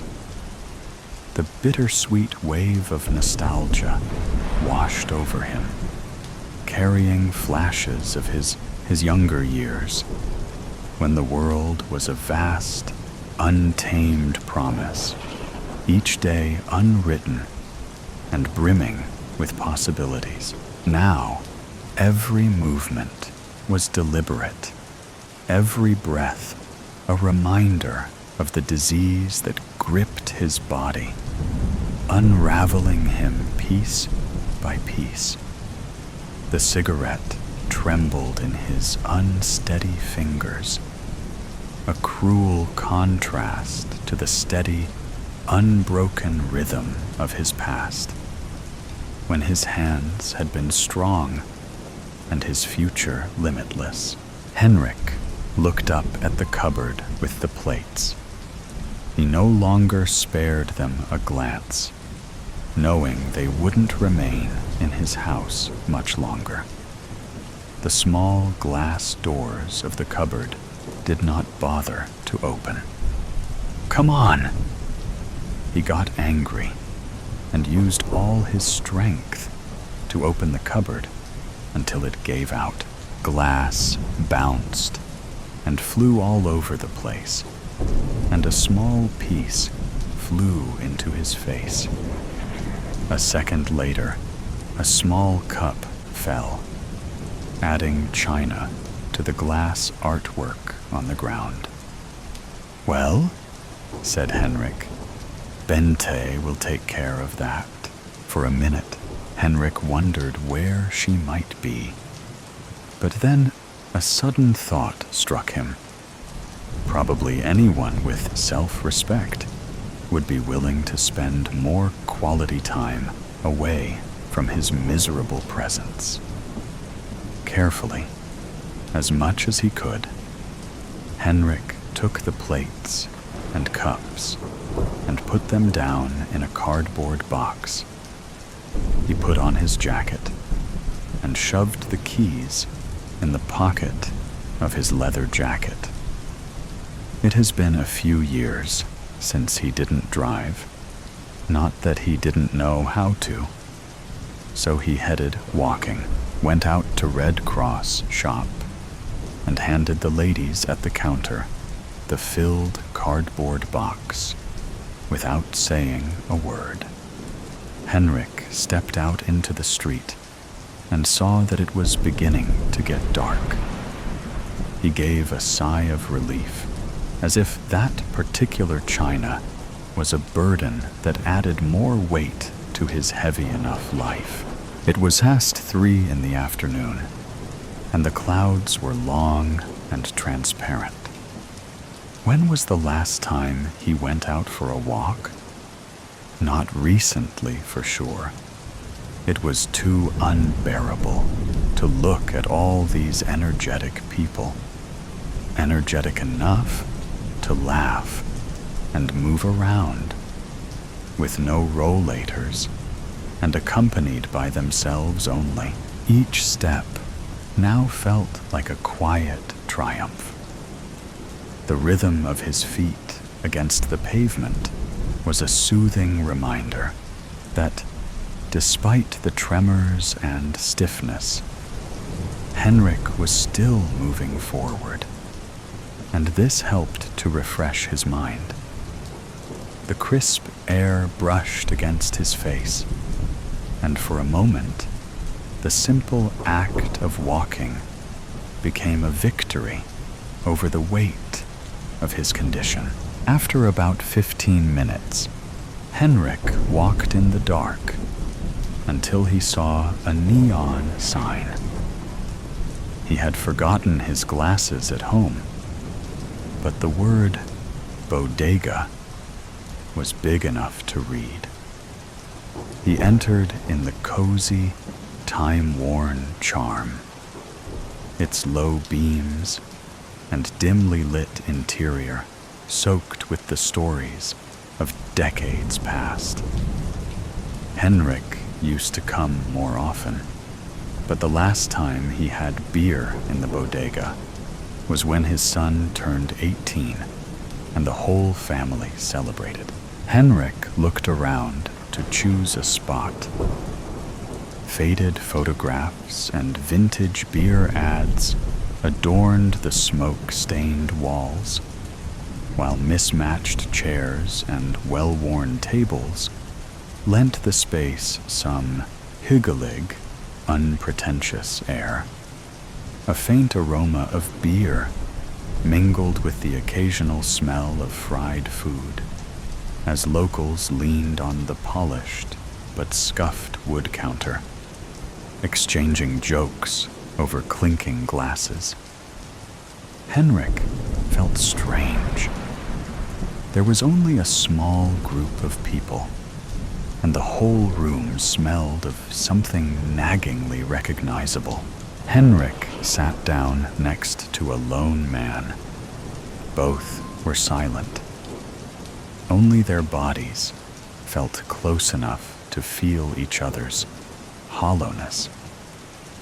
Jens could hear Kim's "In a Little While" playing and turned to the guy for some small talk. Aren't pleasantries often a way to save ourselves from being engulfed by awkward solitude? The man looked much younger. Henrik saw him drinking from a small porcelain cup, like the ones he just left off earlier.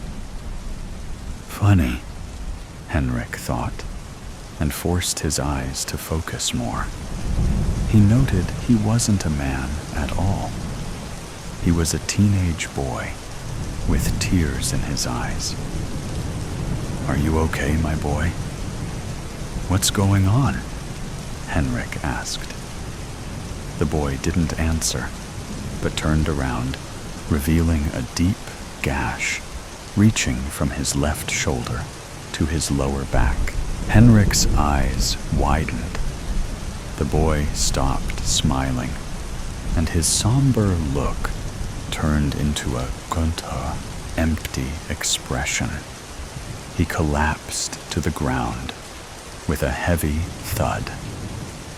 Henrik noticed that the boy had a guars on the inside of his jacket.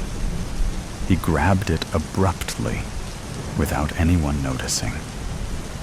Henrik didn't have his phone with him, so he asked one of the people in the bar to call the police and pointed to the body. When Henrik opened the door, the wind blew in his face. Rain poured in, and the weather was completely different from just a couple of minutes ago. The sky was entirely black, and the sounds of screams were coming from the distance. Henrik was following the wails, not actually sure where he was heading to. He had almost reached home when he saw two individuals in front of his neighbor's house. They looked like thieves, and when he fixed his gaze, he saw they had weapons in their hands and looked dangerous.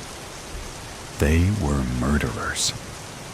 Henrik stepped back and was about to hide behind a large willow tree when they noticed him.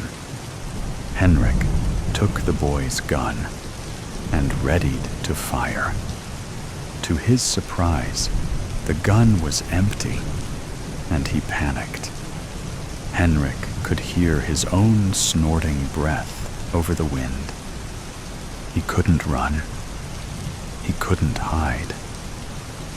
So he just sat quietly on the ground, putting the gun down in despair.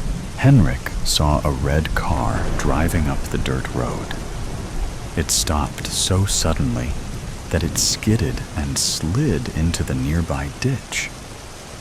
Henrik felt the weight of his decisions and his fractured memories pressing down on him. His life had been a blur of rancor, loneliness, and regret. But now it was ending in chaos while the sirens grew louder and armed men scooted closer. The middle-aged woman who came with the red car, Bente, rushed toward Henrik, screaming at the officers who found an unarmed ill man announced missing.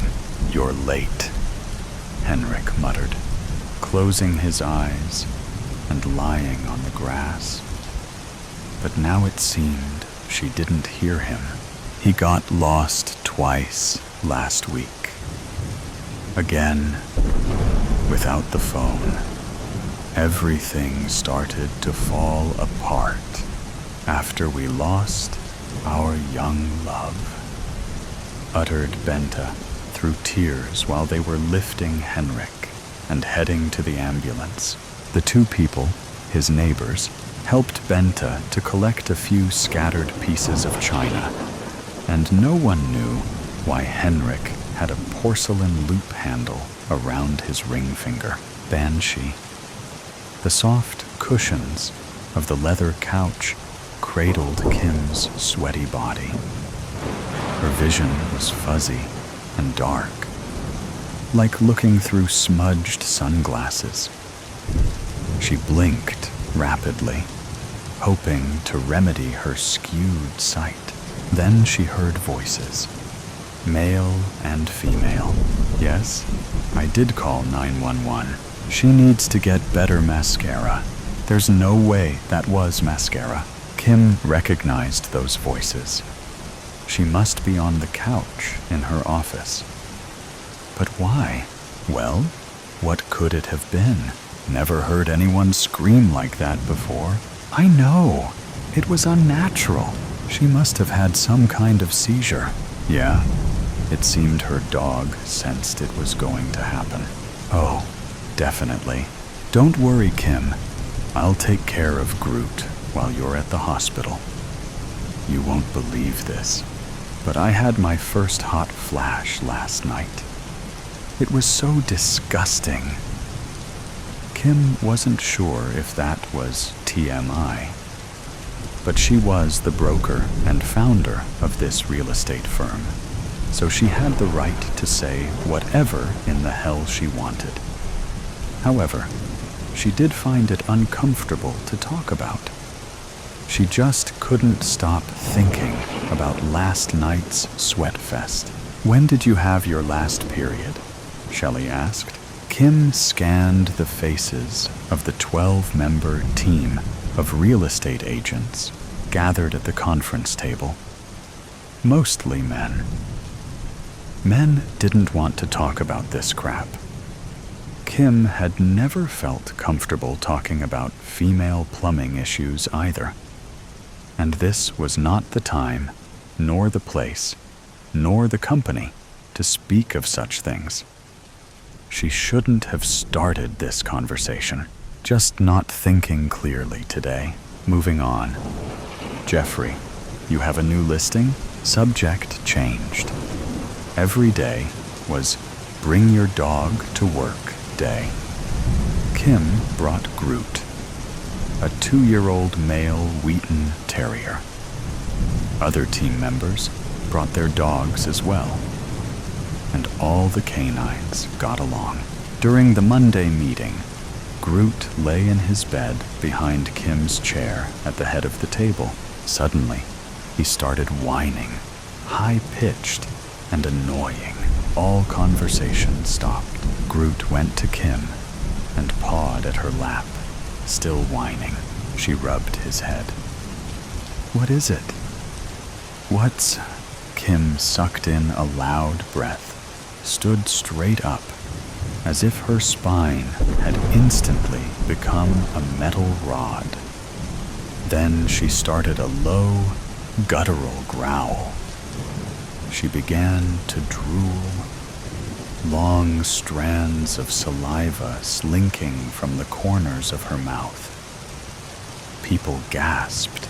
Kim faced the table, placed her hands on it, and crawled on top. She sat on her heels, stretched her torso and arms forward, and pointed at Jeffrey, who was seated at the other end of the table. Her index fingers were side by side, lips parted, teeth gnashing. Kim let out a shriek that had the agents covering their ears.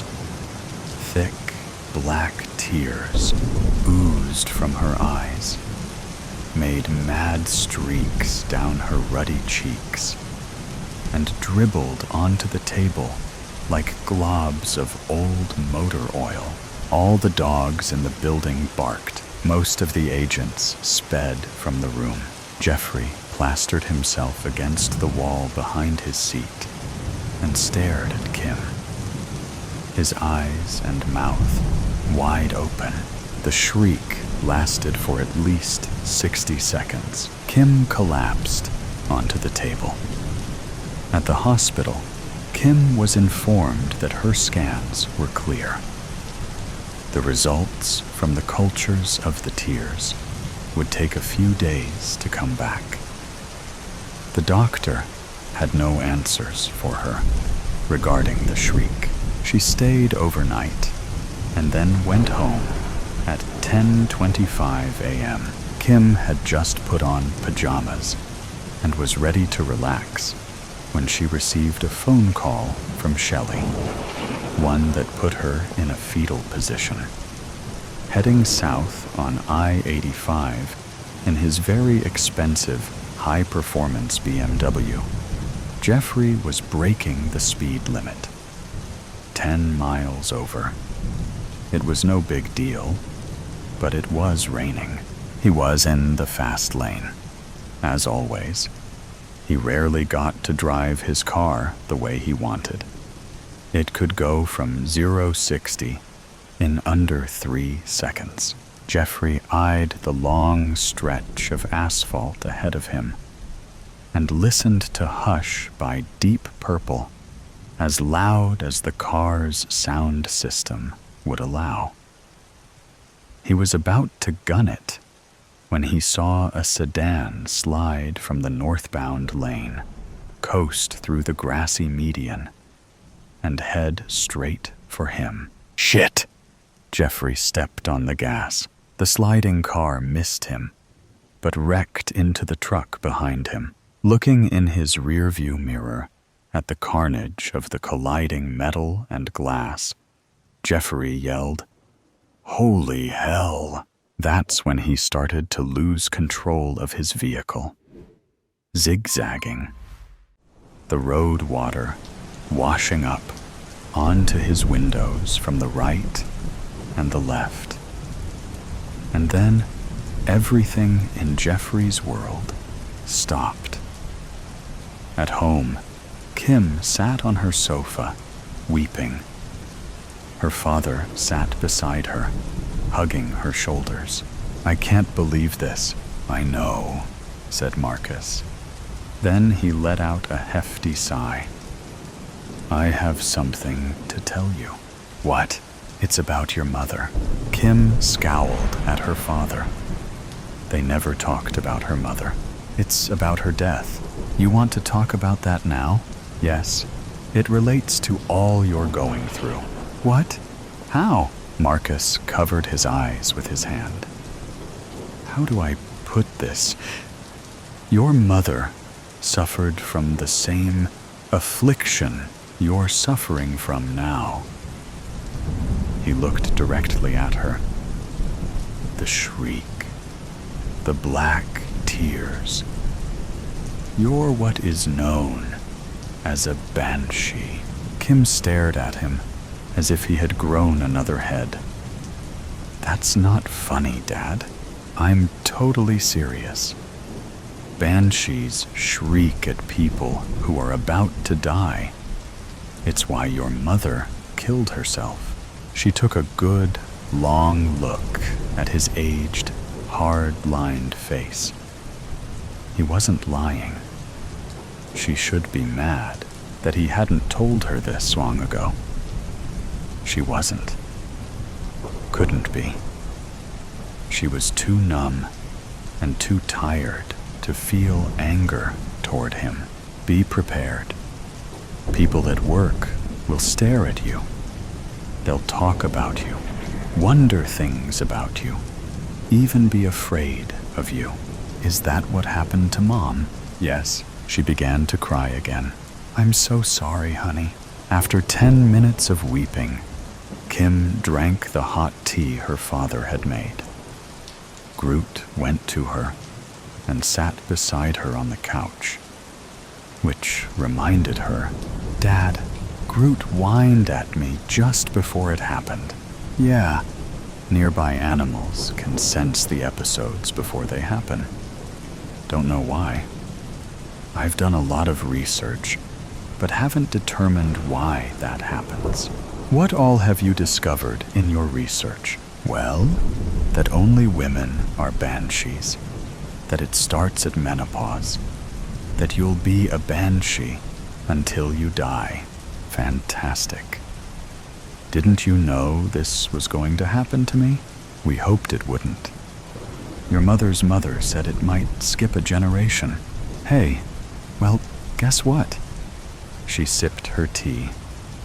You should have warned me. I'm so very sorry.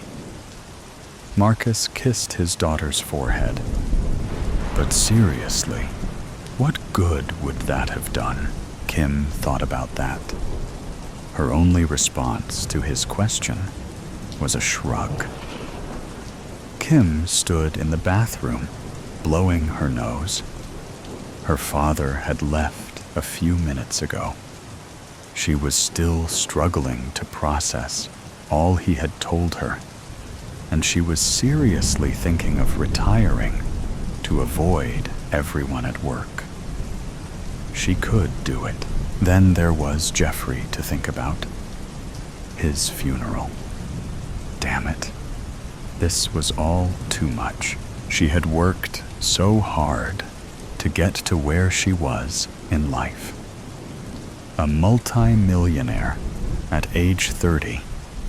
One of the premier real estate brokers in Greenville, South Carolina. Now she was... what? Some kind of supernatural being? Seriously? She had so many things she still wanted to do with her career, her personal life, and perhaps with Jeffrey. Had her mother experienced similar disappointments? Kim began to cry again, but then Groot came into the bathroom and started whining. That high-pitched, annoying whine. And he pawed at her. What the hell? Kim looked at herself in the mirror. Big eyes, gritted teeth, drooling. Then the clear tears became thick and black. She pointed at herself. I wasn't expecting that. And then the shriek, heartbeat of the home. Why can't I remember? He thought. His mind would only reveal flashes of the afternoon's events. His head was on fire, sweat dripping down his face, like an addict on autopilot. Grant Liscombe burst through the front door, avoiding his mother in the kitchen. Like a spider returning to its web, his lanky teenage legs scurried up the wooden stairs of the old farmhouse to his bedroom. His arms flailed with uncontrollable fear as he yanked the dirt-covered shirt over his head, discarded it on the floor, then bounded to the bathroom, slamming the door. What have I done? What have I done? He muttered, lathering the perfumed soap through his fingers. frantic to wash the guilt from his newly calloused hands, watching the streaks of dirt dance and swirl down the rusty drain.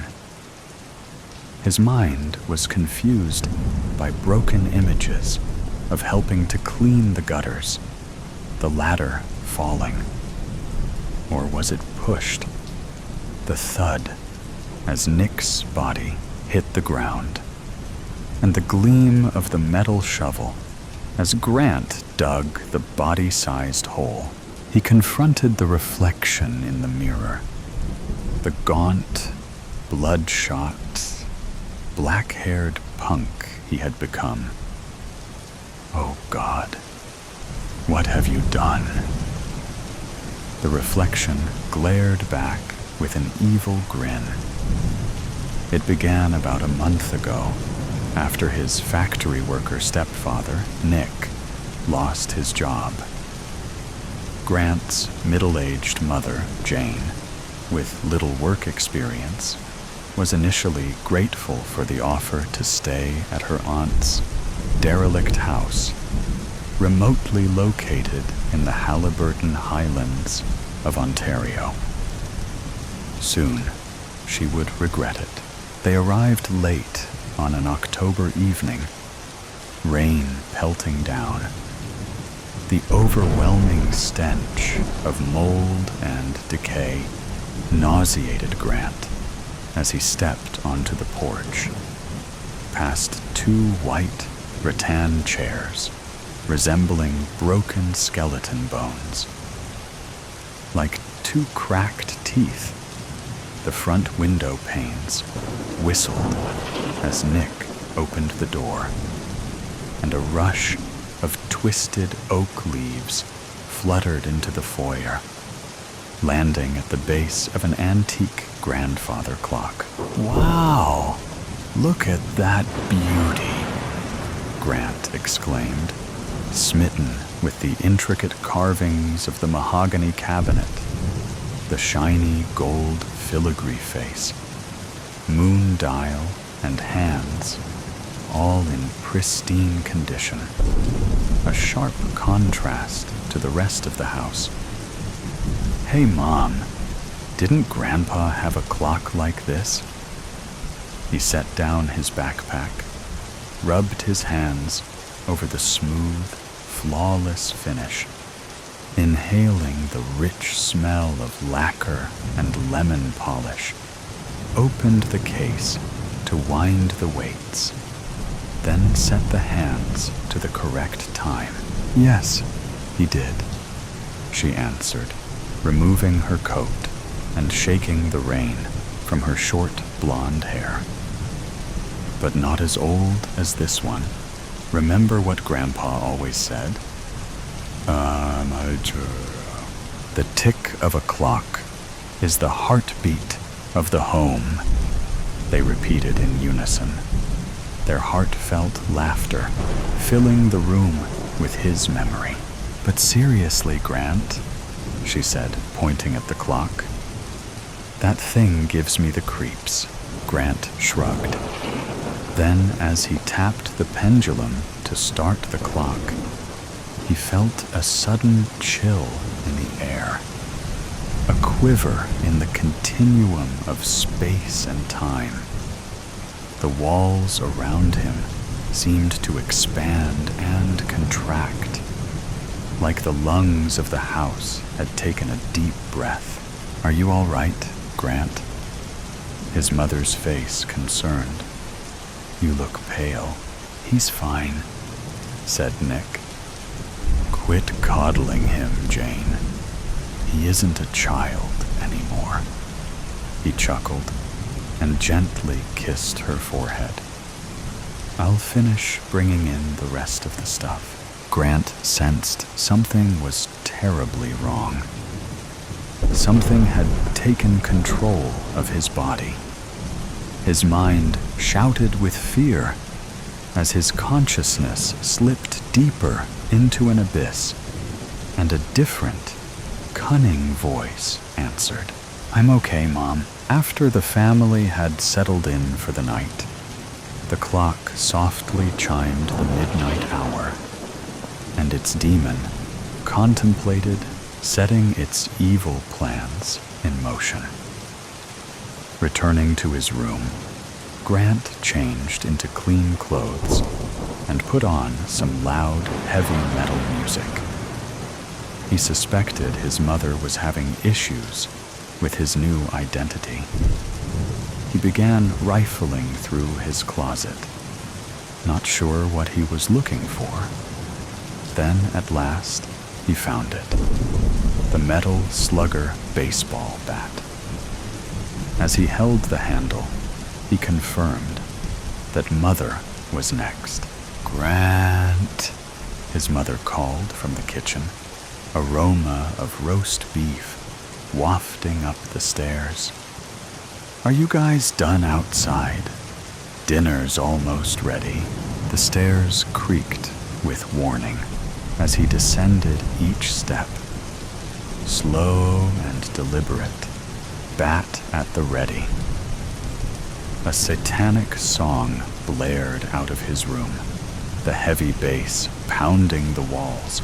Thump, thump, thump.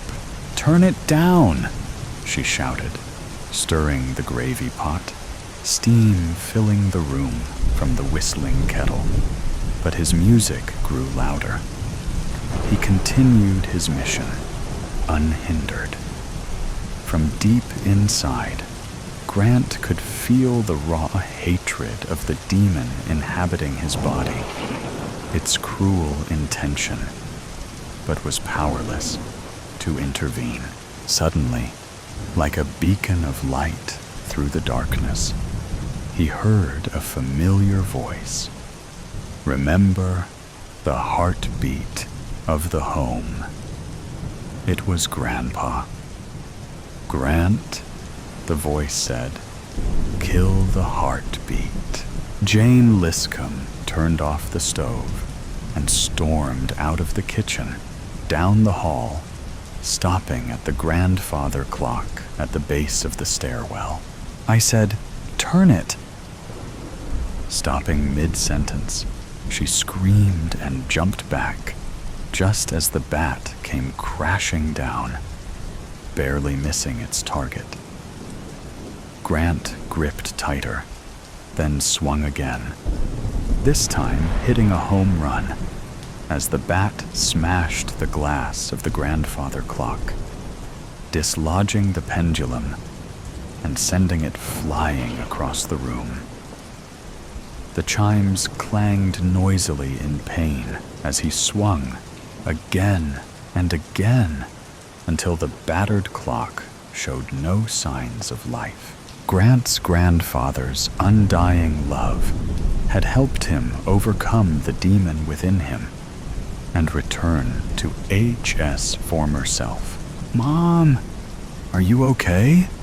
he asked, reaching out to hold her, just as Nick came limping through the front door, rubbing his head. "Nick, you're alive!" Grant shouted in surprise and relief, running to hug him. "Nick, are you all right?" "What happened?" Jane asked, still badly shaken. "I thought he was holding the ladder," he said angrily. "Must have fallen and knocked myself out." He looked around in disbelief at the shards of glass and pieces of wood scattered on the floor. "What the hell happened here?" "I'll explain in the car. We've got to leave. Now," Grant exclaimed, as he helped Nick and his mother out of the house. They drove to the nearest motel, never to return. 2 years later, a young couple turned the key in the tarnished brass lock of their newly rented farmhouse in the Halliburton Hills, and as the warm sunlight shone into the foyer, a spectacular sight was revealed. A beautiful mahogany grandfather clock, the cemetery's keeper. There once was a man and he used to be known as the cemetery's keeper.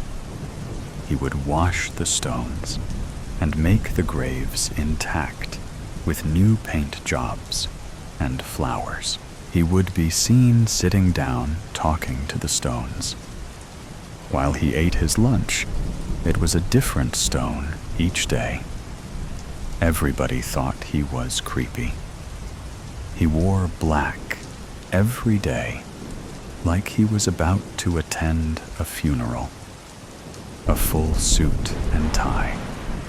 Even in the summer, he would watch everyone from afar that went past, especially those who came in. He would hide near the trees and light up a cigarette. You could hear him choke from a mile away. That's how everyone knew he was there. The coughing. He helped the community by doing his job and keeping it clean, but he would never get recognized for it. It was a hard job. Nobody knew his family. They knew he was watching them. He hung around the graveyard at night to stop the youngsters from vandalizing the stones, but he had to be careful, as they were loud and in groups, and could possibly be holding a weapon.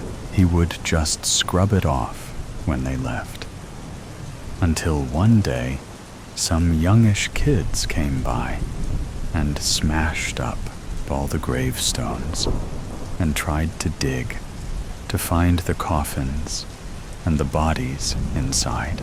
The next day, he was found dead, lying among the gravestones, with his head in a bucket of water, what he was cleaning with.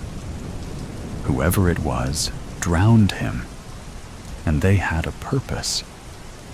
There was a rumor going around saying that he hurt some children, but that was a lie. I'm Detective Susan Baker, and I took over this case. Two things were obvious, one being the fact that this was foul play. The other, I think I know who did it, and I needed him to confess.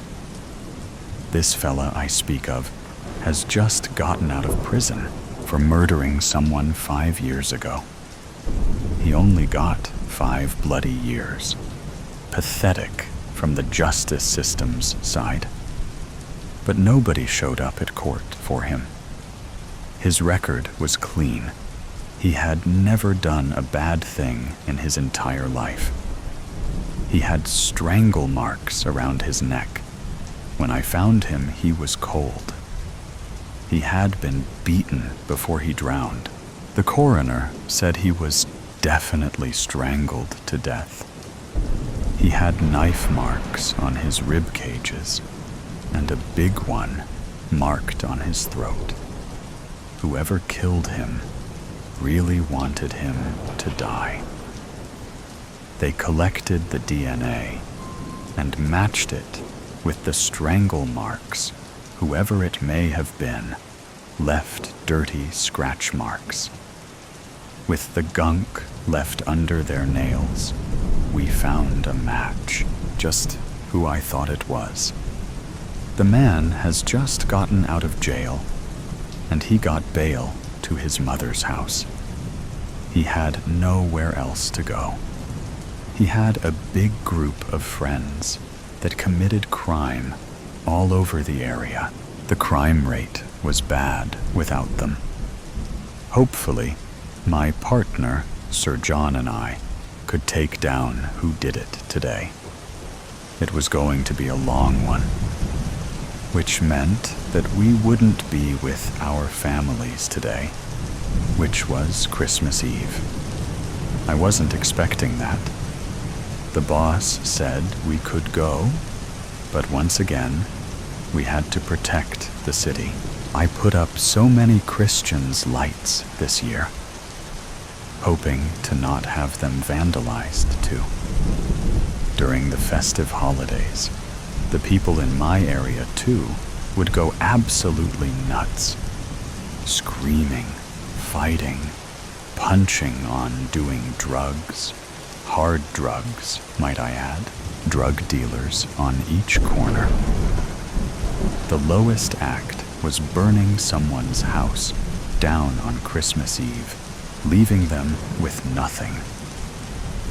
In this area, this has unfortunately happened on a regular basis, due to mainly domestic violence or vandalism, the occasional break-in. I've gotten a few bravery awards due to taking down a man with a gun and saving someone from committing suicide. My partner is my mentor. He is a good bloke, tough, well-built. It was time to search for more clues. Maybe we will find footprints or something leading to the murder area. As we arrived in the darkness, we heard more youngsters roaming about and obviously destroying the headstones.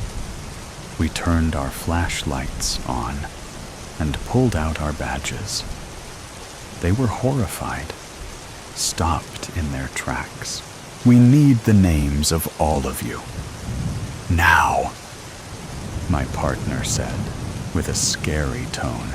About an hour later, we had all their names. They were finally going to be charged with vandalism. Each kid had to pay for the damage that they did, with their protective parents. Each of them got a fine of $1,000. Each made payment plans.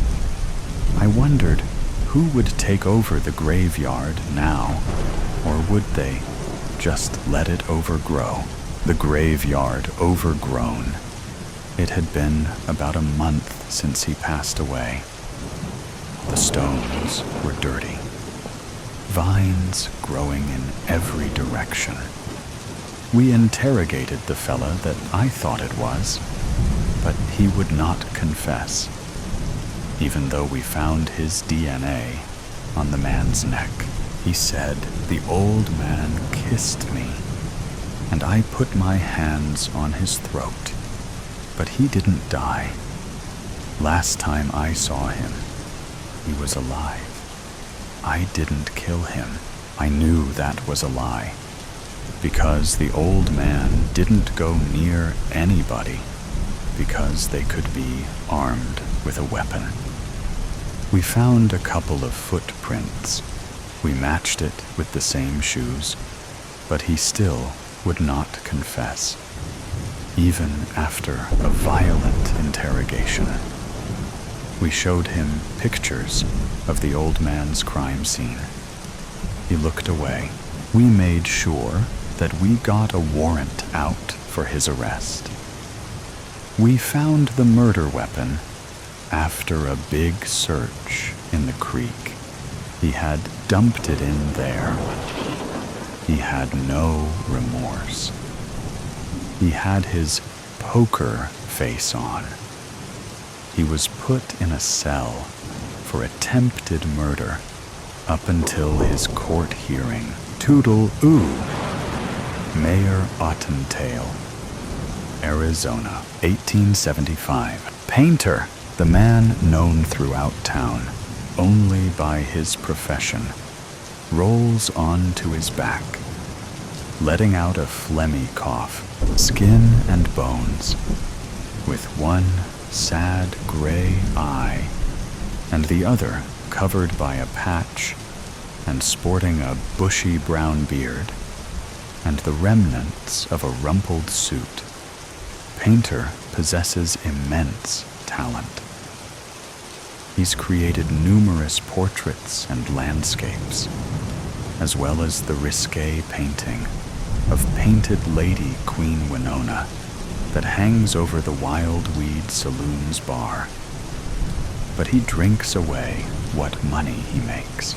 I'm letting you out so you can enjoy Mayor Ottentail's 3-day birthday celebration, Marshal Cy Kincaid says.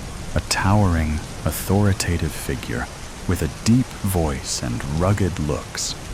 35-year-old New Hampshire native Cy is assisted in his duties by his 33-year-old Biloxi-born deputy Van Sickle, whose droopy mustache, short, skinny frame, and lack of education belie his courage.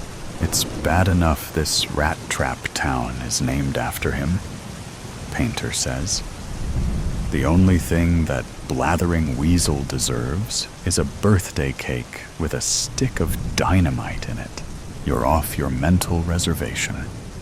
For somebody who's only been here a year, you sure formulated a deep dislike for the mayor, Van notes. It ain't 'cause he's a southerner, is it? 'Cause if it is, you and me gonna have a tussle. Painter pulls his rumpled vest into place. No, it's who he is. He's been mayor here for 7 years, Cy says. 7 prosperous years. He helped start the bank and sank his own role into the general store and the livery stable. He hired us to protect the town. He's talked up your skills as an artist and sent you business. Just because he teases you once in a while about your liquor intake doesn't make him a bad man. You ought to kiss his feet. I've got something else he can kiss. Chad, exiting the town hall. Mayor Druce Ottentail surveys the town's crowded streets. Banners are stretched between buildings, saying, "Happy birthday to our beloved mayor," and "Happy 40th, Mayor Ottentail." Salesmen hawking remedies, clowns handing out candy, peddlers selling silks, and stalls offering games of skill line the streets. Druce grumbles when he sees his wife posing for a portrait. Opal Ottentail is noted for her pale, delicate looks. She is also witty, erudite, knowledgeable, and caring.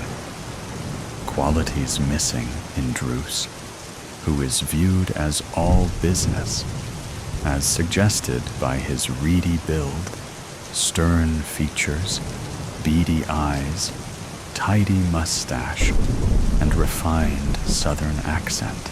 Really? In the street? You're treating the First Lady of Ottentail like a common harlot.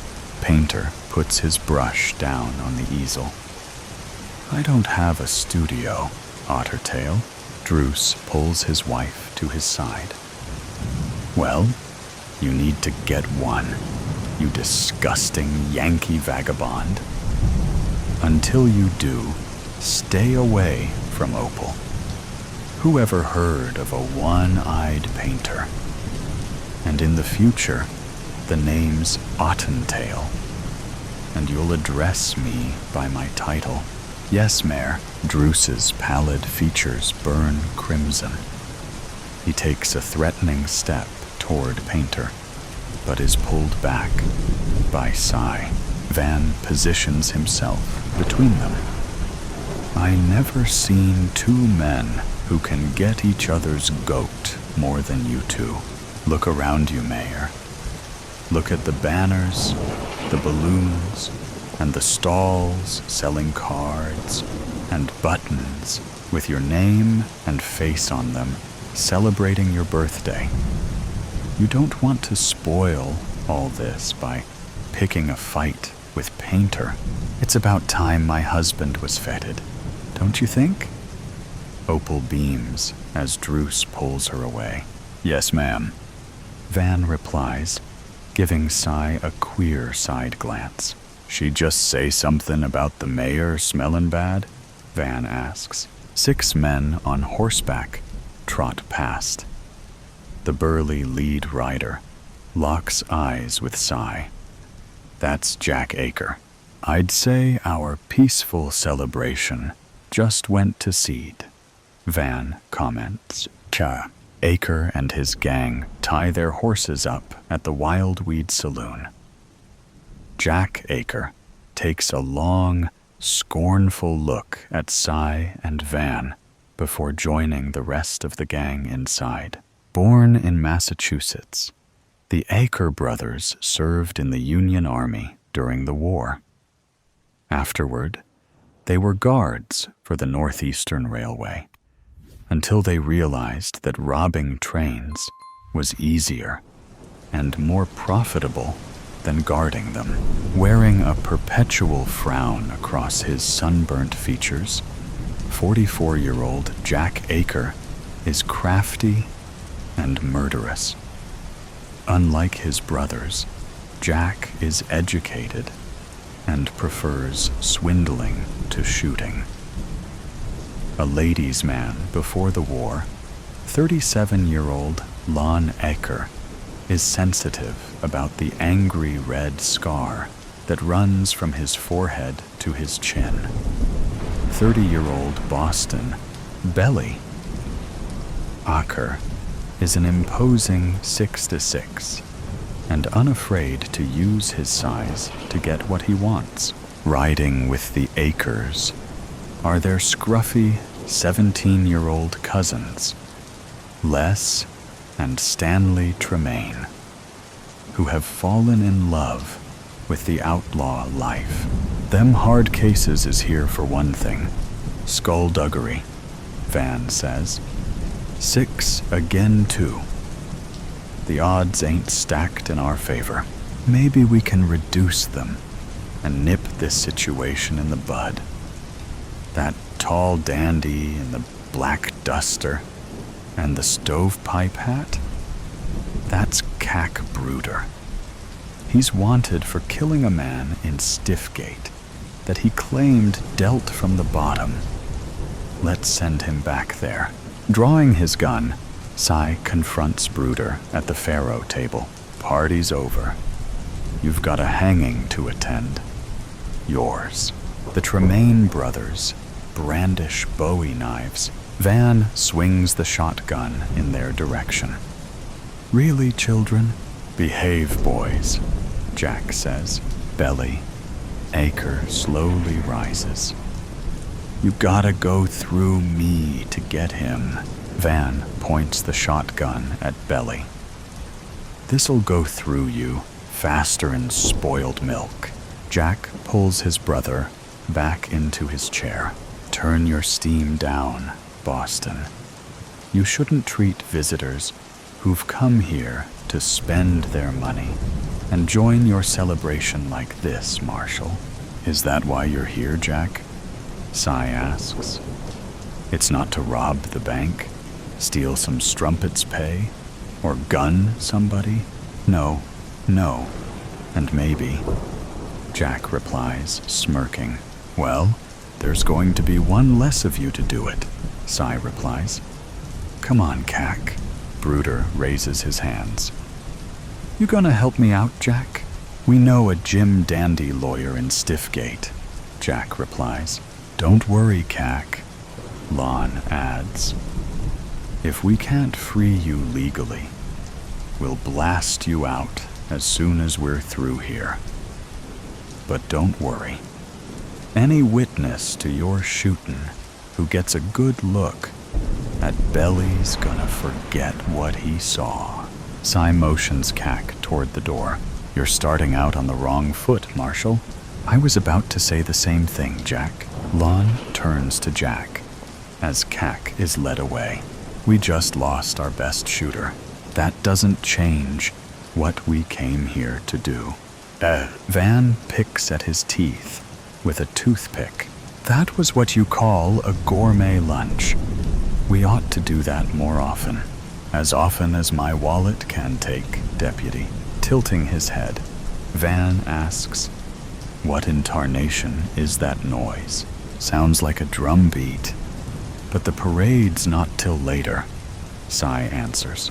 The pair follow the sound, which leads them to the town hall. Painter is marching back and forth in front of the building, Banging on an old drum, Druce exits the building. Shaking his fist at Painter, he rushes to the lawmen's side. "Arrest him!" Sai scratches his head. For what? Bad rhythm? Disturbing the peace. He's a menace. Since when did a drum become a dangerous weapon? Van questions. Just tell him to vamoose. I'm trying to close a deal to bring the railroad here, but he's ruining my chance. You mean our chance, right, Mayor? Sai asks. Do your job, or you'll be looking for another one. Druce huffs, retreating inside. Van whistles. Guess some folks is still fightin' the war. Later that afternoon, Painter is plying his craft outside the Wild Weed Saloon. Try not to squirm, Pearl, Painter says to his subject. Why? This ain't no photograph. Painter looks at Pearl, then back at his painting, hoping the tough cook will be happy to see herself without the pockmarks and missing teeth that mar her coarse appearance. Passing by, Druce glances at the portrait, muttering, ugly as a mud fence. You say something, Your Majesty? Pearl asks, making a fist. Just how lovely you look. I can't believe they's holding a celebration for you. You four-flusher, Pearl says. Sounds like she knows you well. Painter comments.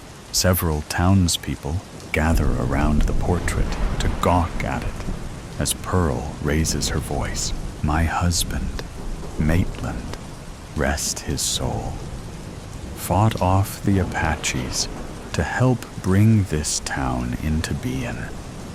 He don't get no parade, no fireworks, no banners. All you done, Druce, is claim his accomplishments for your own, while keeping your hand in the town's treasury till. The spectators glare at Druce, who smiles sheepishly. Jack and Lon join the crowd, throwing their arms around Druce. Howdy, Mayor, Jack says, smirking. Yeah, remember us? Lon asks, running his finger down his scar. Druce breaks away from them, bumping into Sai. These scallywags are causing trouble, he gasps. We're just two slightly lubricated visitors, admiring the work of an artiste, Lon comments. Druce backs further away, his unblinking stare still riveted on the acres. You know those two yahoos? Sai asks. Yes, they know me, and I know what they want to do to me. You have to get them out of town before they kill me. He's been sampling the spiked punch, Lon says.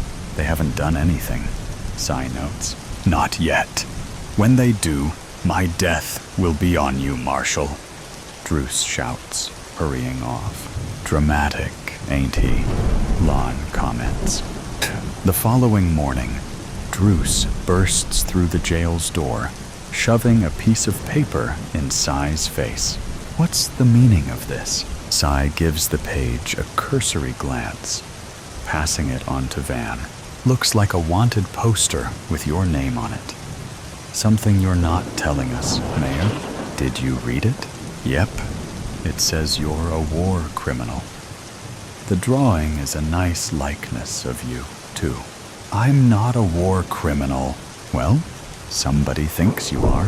There's a dozen of them posted up and down Main Street. My birthday celebration, my name, my reputation are in question. Sai narrows his gaze. Just what did you do during the war, Mayor? Druce clears his throat. I was behind the lines. He had it easy, while Yoon and me was taking pot shots at each other. Van jokes. It was never easy.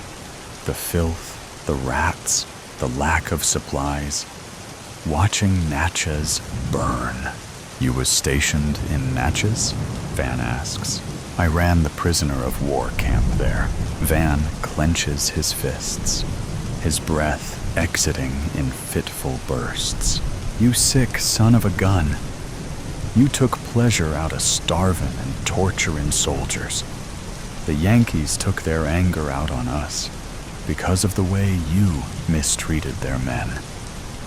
You're a disgrace to the uniform of the Confederate States Army. You murdering cur. Why don't you go take down the fake wanted posters, Van? Cy suggests. Why? They're true. Git. Van spits at Druce's feet, storming out. He fought on your side, Druce. I can't imagine how the Union prisoners feel about you. What went on in that camp? We had no water supply, no food, unsanitary conditions, and 20,000 prisoners. Most of them died from scurvy and dysentery. In the summer, we lost 100 a day to the heat. When one man died, another took his rotting rags. The prisoners were always trying to escape, so we had to resort to extreme methods. Anyone who got too close to the fence was shot. The boys, the drummer boys, they weren't going to survive anyway. So, you murdered them? I don't expect you to understand, Cy. It was war. When the armistice was signed, I was tried for war crimes and acquitted. Jack and Lon Aker were two of the prisoners who attended the trial. They swore vengeance, that I'd pay someday, and they are here to collect. Standing at the side of the podium, Cy elbows Van, pointing at the Aker gang. The gang has gathered near the front of the podium, so Druce can see their taunting smiles. Druce pecks Opal on the cheek. Shuffling papers, he begins his speech. The war against the states was hell, he says, looking at Jack and Lon Aker. Each of us lucky to survive left a piece of us behind on some battlefield, some hospital, or some prison, Jack shouts. I still wake up in a cold sweat at nights, yelling the names of the Union soldiers I had to kill. You mean murder? Jack grumbles. He doesn't have nightmares. He gave them to us, Lon adds. An eerie silence permeates as the crowd waits for a stunned Druce to respond. The crowd jumps, then laughs as a succession of firecrackers explode near the stand. Druce cringes behind the podium. Realizing he's unharmed, he slowly rises, grinning nervously. Opal lies on the floor next to him, writhing in pain. Who would want to hurt my wife? Druce asks. Not Opal. You? Cy grimly declares. She was lucky, though. The bullet passed right through her arm. You think they were aiming for me, after what you told me? Yep. We found a rifle across the street in a second-floor room of the hotel. It's a standard Henry rifle used by soldiers. It could be owned by any one of us, including the Akers. I remember seeing Aker and his boys. They were standing in front of us, Druce says. Looks like you got more enemies than we thought, Mayor. That evening, Druce sways as he sits atop the bar, his storytelling embellished by the strength of the liquor he's been drinking for the past several hours. It's about time the mayor ran out of yarns and out of steam, Van says. I'm tired of babysitting this blatherskite and having to stick him like a leech. Cy scans the room. It's the last night of his celebration. He's going to suck as much flavor out of the moment as he can. I just wish he'd picked a less public place to do it in. And we had those bluebellies trapped in the valley. It was a turkey shoot. The doors swing open. Jack Aker and his gang saunter in. Jack acknowledges Painter with a nod, quickly moving on. The Tremaine brothers thread through the crowd, moving to Druce's right side, while the Aker brothers gather left of the mayor. I could hear Dixie coming from the band. How could you hear it above the screams of the prisoners you tortured? Lon asks. Oh, he could, brother, Jack says. Because they don't write songs about cowards. Toodle-oo, Mayor, a gunshot echoes throughout the barroom. A bullet buries itself in the pillar next to Druce's head. Cy pushes Druce off the bar. Druce falls behind it, curling up underneath it, out of everyone's sight. Cy notices that none of the Akers have drawn their weapons. Growling like a mad beast, Belly swats everyone in his path aside. Grabbing Cy, he puts him in a bear hug, crushing him. Let me go, Belly. Sure, when you're dead. Reaching for his gun, Cy jams it between them, firing 3 shots. Belly releases him. Backing away, he laughs at the blood spurting from his chest as he falls face first. Jack and Lon reach for their guns. Lon fires at Cy. His 2 bullets strike Le Tremaine, killing him as he runs in front of Cy in an attempt to escape. Stanley Tremaine reaches for his Bowie knife, intent on throwing it at Cy, but a sea of panicking customers knocks the blade from his hand, and he's pushed out the back door. He doesn't return. Cy fires 2 shots at Lon, who drops his gun, falling backward. Hiding behind a pillar, Jack hits Van on the forearm with a slug from his Colt. Cradling his shotgun, Van returns fire, splintering the pillar.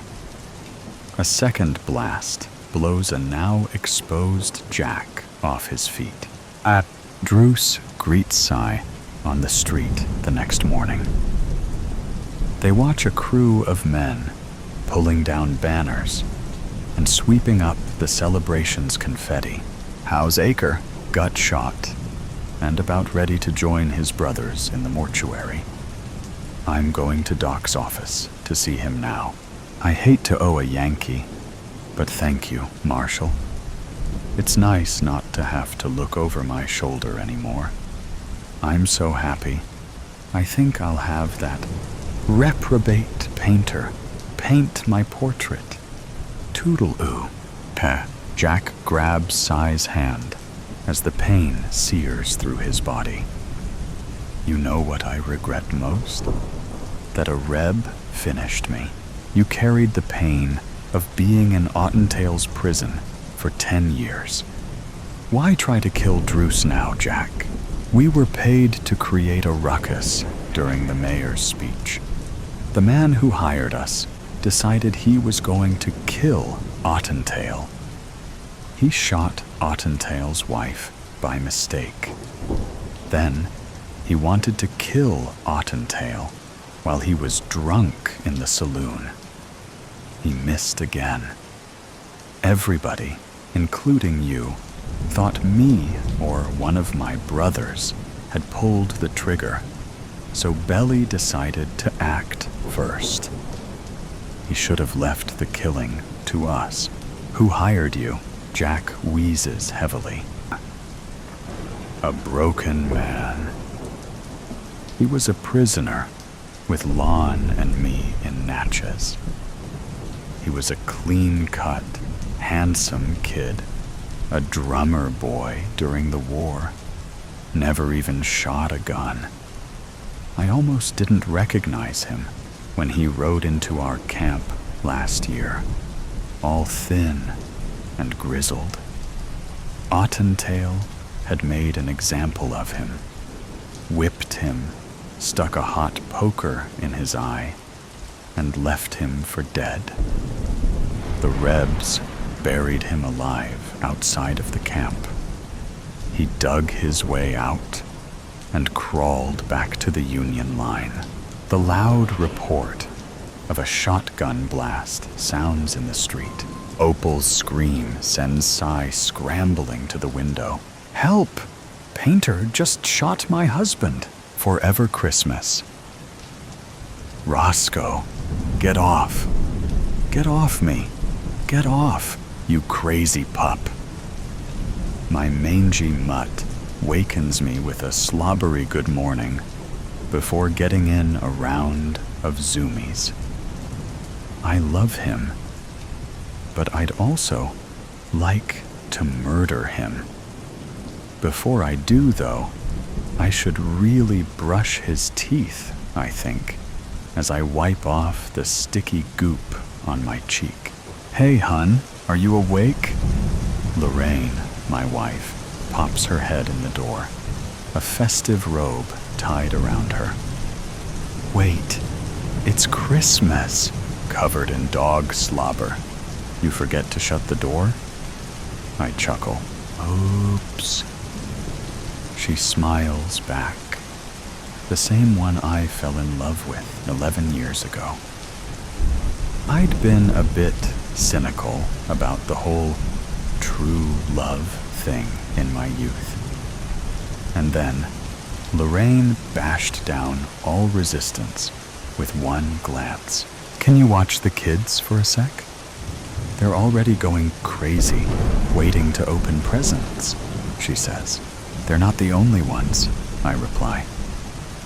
Then, lowering my voice so as not to ruin the magic that is an old man slithering his way down your chimney, I can't wait to see the look on Nick's face when he unwraps the falcon. Lorraine slides over to me and kisses me. "Merry Christmas, baby," she whispers in my ear. It brings an overwhelming sense of comfort, but somewhere in me, I feel an unusual pang of despair. She slaps my butt and tells me to get up. The feeling retreats as I roll out of bed and throw on some loungers, excited to rile up Nick and Lily. I stomp my way downstairs. "Ho! Ho! Ho! Merry Christmas," I say, giving my best Kris Kringle impression. "Daddy!" They both scream out, their mother's smile plastered across their face. "Look under the tree," shouts Nick. "Daddy, Santa ate all our cookies," counters Lily. We'd spent yesterday designing and baking gingerbread cookies for Santa. It is Lily's favorite. Since she was 3, we'd all designed a dozen gingerbread cookies, 5 of which were subsequently judged to be the plate cookies by Lily. She would walk confidently around each tray, carefully inspecting each cookie, letting out a scientific every now and then, before carefully selecting a cookie from each tray. One tray would have 2 cookies selected from it, upon which Lily would congratulate that person as the winner. "Did he, Lil?" I pick her up and place her on my shoulders and skip into the kitchen to check myself. Well, would you look at that? The man didn't leave a crumb behind. After wrapping all of the gifts, Lorraine and I always share a glass of wine and share the plate cookies. Lorraine, cookie in mouth, glass in hand, walks around to inspect my wrapping, criticizing my bungled tape job. Well, we'll just tell the kids that Santa had the elves in the training work on these ones, she teases. Oh, come on. I've gotten so much better. Look at that one in the center. It's pristine, I say. Honey, that one is mine. She kisses me on the cheek and curls up on the corner of the couch with me after snagging the last cookie from the tray. I was gonna have that, I say. Cookies are for those who can wrap. Sorry. You better give me that cookie right now, I say. Lorraine gives me a side eye before taking another bite. I wrap my arm over her shoulder and try to grab it out of her mouth.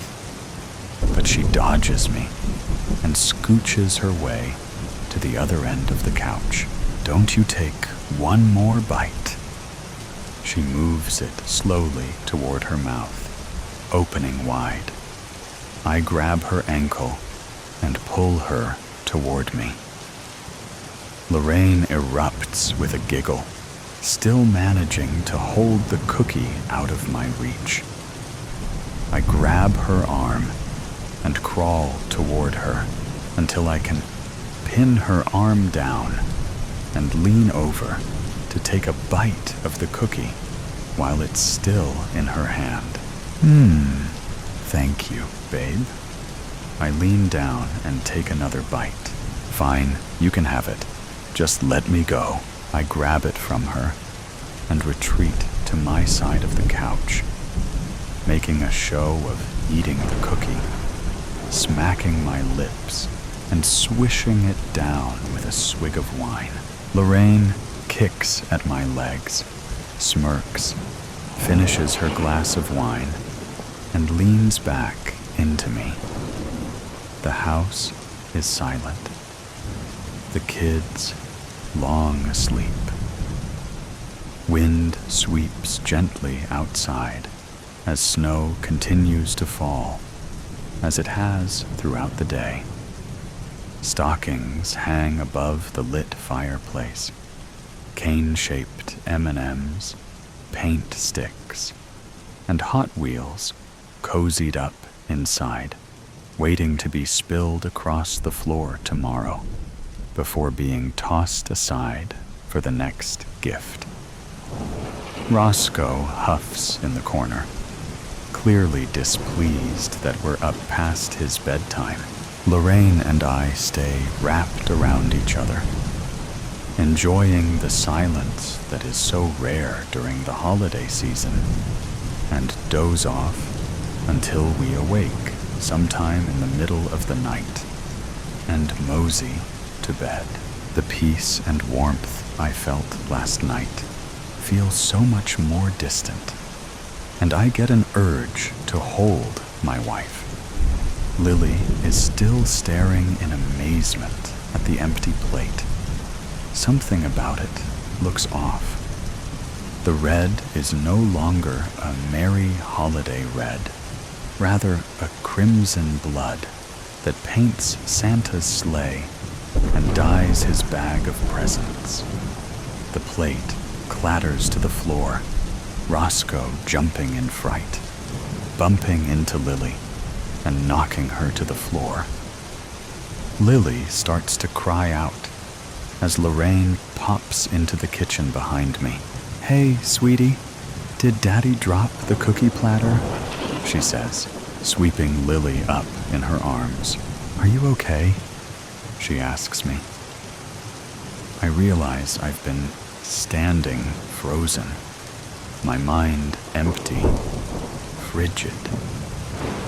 I shake it off. Yeah, sorry. Sorry, Lil. I didn't mean to scare you, I say, planting a kiss on her and then Lorraine. Why don't we open presents? I say. That elicits a roar from Nick in the other room, and Lily surges back, wiping her tears away. Now, before we open presents, you all know the drill. I set up the tripod, and we all huddle in front of the tree, the kids wrangling in Roscoe. We crushed it again, gang. I cheer, the stored image coming through my live eye, projecting the family photo through my retina.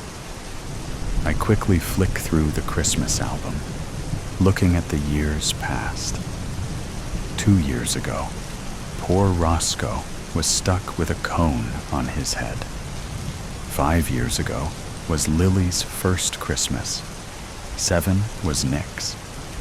11 years ago was our first Christmas married in this house, before we adopted Roscoe later that year. Scrolling through now, the same wish every father has hits me.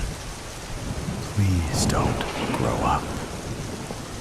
The thought causes a pain to ripple through me, erupting in a powerful headache. David, are you okay? My wife asks. I click out of the Live Eye screen, turn and face my family, but they're blurry. Hazy may be a more appropriate word for it. Like a memory faded over time, I reset the device and close my eyes. My heart is pumping. My head aches. Something about this moment feels off. A thought beats at the back of my head, but like a weighted box, it refuses to rise to the surface. By the revulsion coursing through my body, I'm not sure I want to know what's inside.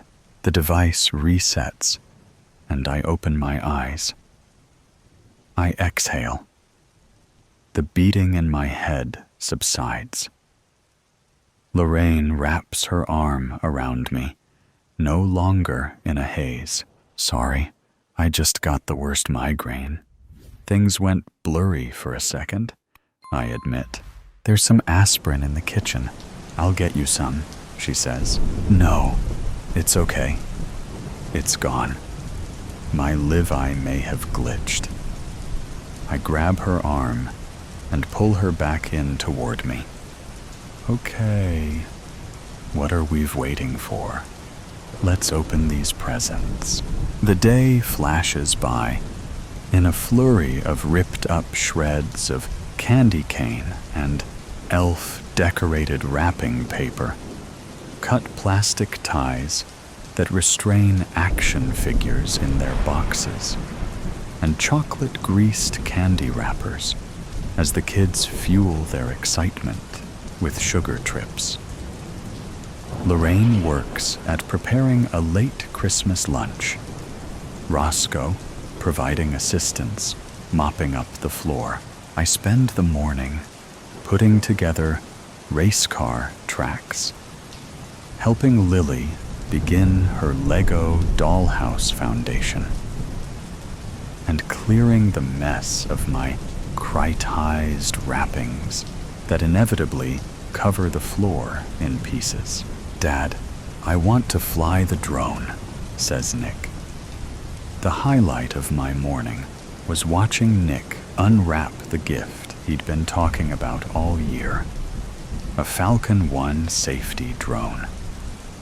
It was a beginner drone with limited flight range and capabilities, designed to spark kids' interest in flying and racing.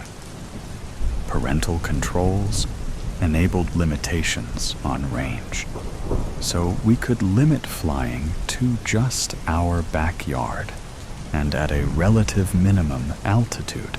I already planned on breaking those rules, but for his mother's sake, they provided assurance that he wouldn't crash into the neighbor's window.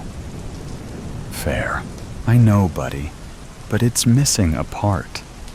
We'll have to go to the store.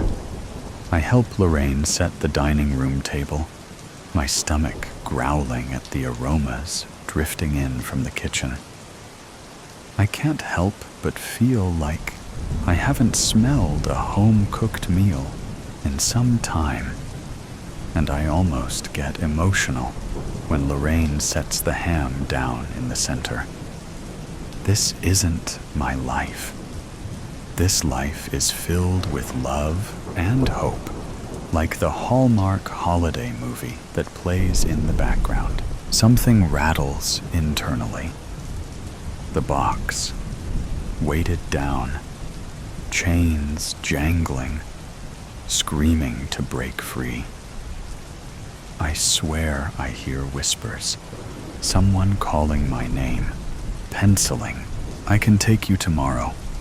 I need to pick up your sister's glasses. But we have to go early. David, you're still good to meet with the guy coming to take a look at the leak tomorrow, right? Asks Lorraine. Sorry, I ask, startled back into the moment. The leak. You can stay here while I take the kids tomorrow morning. We need to get it fixed before Aunt Janie comes to visit. Oh, yes, sorry. I'll be here, don't worry, I say. She gives me a look of concern, and I get a feeling again, like this moment is almost right, but not quite. As if someone shoved a couple of pieces of a different puzzle into this one, so that from a distance, it looks correct. But up close, it's clear the image is tainted.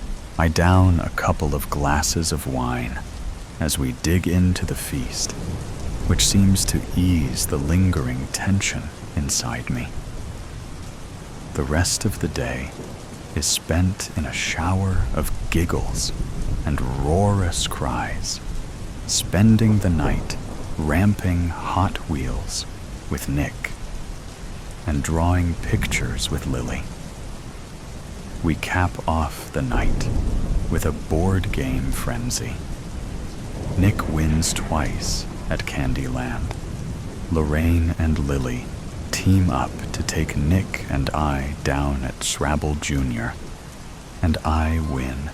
Sorry. I feel as if I've won an Olympic medal when my final piece lands home.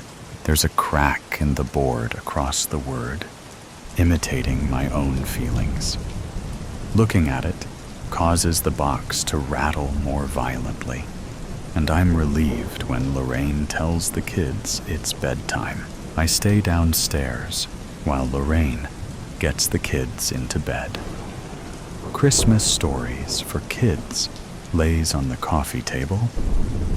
The night was supposed to end with me reading it to the kids before slowly backing out of the room, exhausted from the day, but overwhelmed with the sense of comfort and security only family can provide. It ended with me crawling into bed with Lorraine, already sound asleep. It ended with a sorry board in pristine condition, a puzzle appropriately assembled. Tonight, however, it ends with me falling asleep on the couch. Roscoe, get off. Get off me. Get off, you crazy pup. Roscoe's covered me in droll again. I must have made my way up to bed in a sleepy stupor last night. Hey, hun, are you awake? I glimpse Lorraine's festive robe. It's Christmas. A crippling pain erupts in the center of my head. Whatever weighted down my box shakes free with the eruption, and it begins to rise to the surface. I'm scared of what's inside. It remains closed, the pain increasing as it continues to rise. Whatever's inside is shaking, begging to escape. It knows that this reality is wrong, tainted. The rogue puzzle pieces pop out, disgusted in their attempt to disguise what is real. The box shakes with such violence now that I swear it jostles my own body. David, can you hear me? Let's get a... The voice trails off, but the hand attached to it touches my arm, and it's only then I realize it is my body shaking.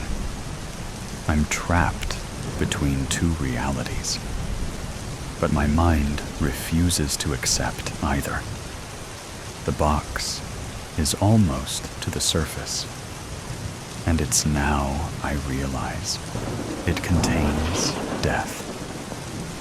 I plead for it to remain unopened. I feel a pinch in my arm, a physical pain barely perceptible in the mental torture about to be unlocked. Then a warmth starts to spread, outward from the pinch, up my arm, and through my chest. It makes it to my head just in time to weigh the box back down once more. I'm trapped in limbo. One direction tortures me with what was. Another tortures me with what is. Time passes.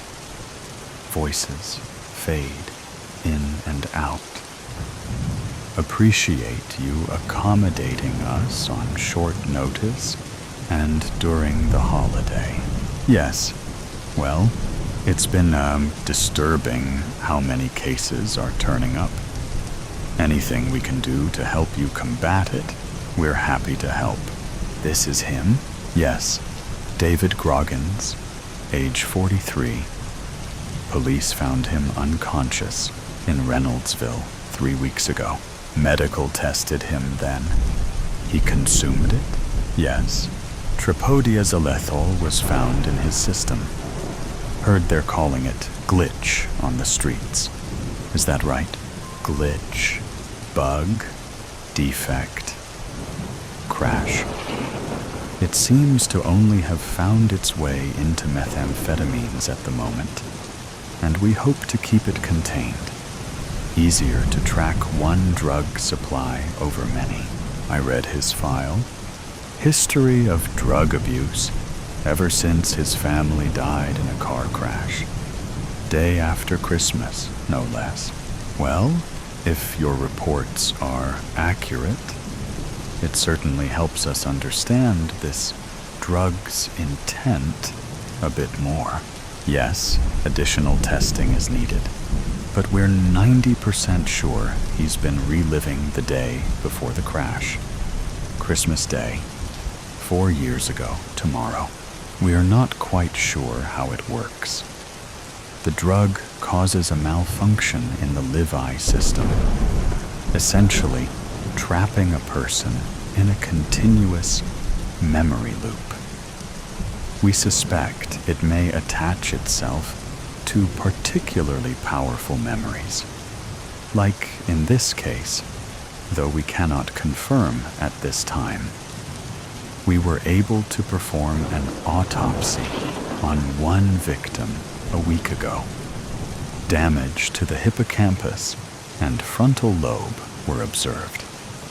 Preliminary reports suggest those affected might know they're trapped in a memory, that they may experience what may be described as glitches throughout the memory itself. For this man's sake, I hope he doesn't know. Tomorrow's Christmas. Let him have Christmas with his family again. So today's story has come to an end. Or perhaps it never really ended. There are mysteries still there, questions still unanswered, and sometimes Things that seem to only exist in stories can creep into reality in unexpected ways. Are you sure that when you turn off the sound, everything around you will still be normal as before? Or is there something watching you? Either way, always remember that these are just stories, or at least we want to believe that they are. If you like moments of suspense, tension, and breathlessness, don't forget to follow me so you don't miss the next stories. And next time, when you come back, make sure you are ready, because what awaits you may be even scarier than you thought. See you again if you still have the courage to continue listening.